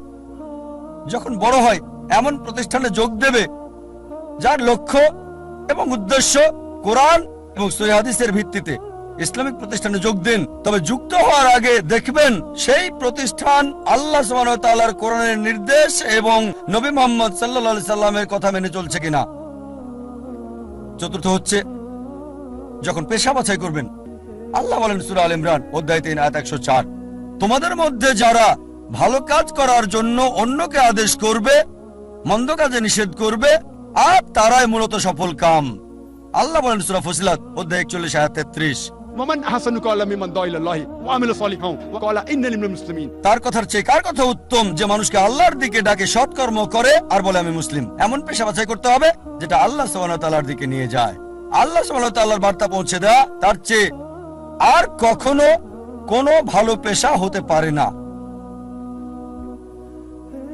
5 নম্বর, একই উদ্দেশ্য আছে এমন জীবন সঙ্গী বাছাই করতে হবে, একই লক্ষ্য আল্লাহ এবং তার রাসূল, আল্লাহ কেন্দ্রিক। আর 6 নম্বর পয়েন্ট, কোরআনের আয়াত দিয়ে আলোচনা শেষ করতে চাই। সূরা আনাম অধ্যায় 6 আয়াত 162 বলা হয়েছে, إن صلاتي ونسكي ومحياي ومماتي لله رب العالمين।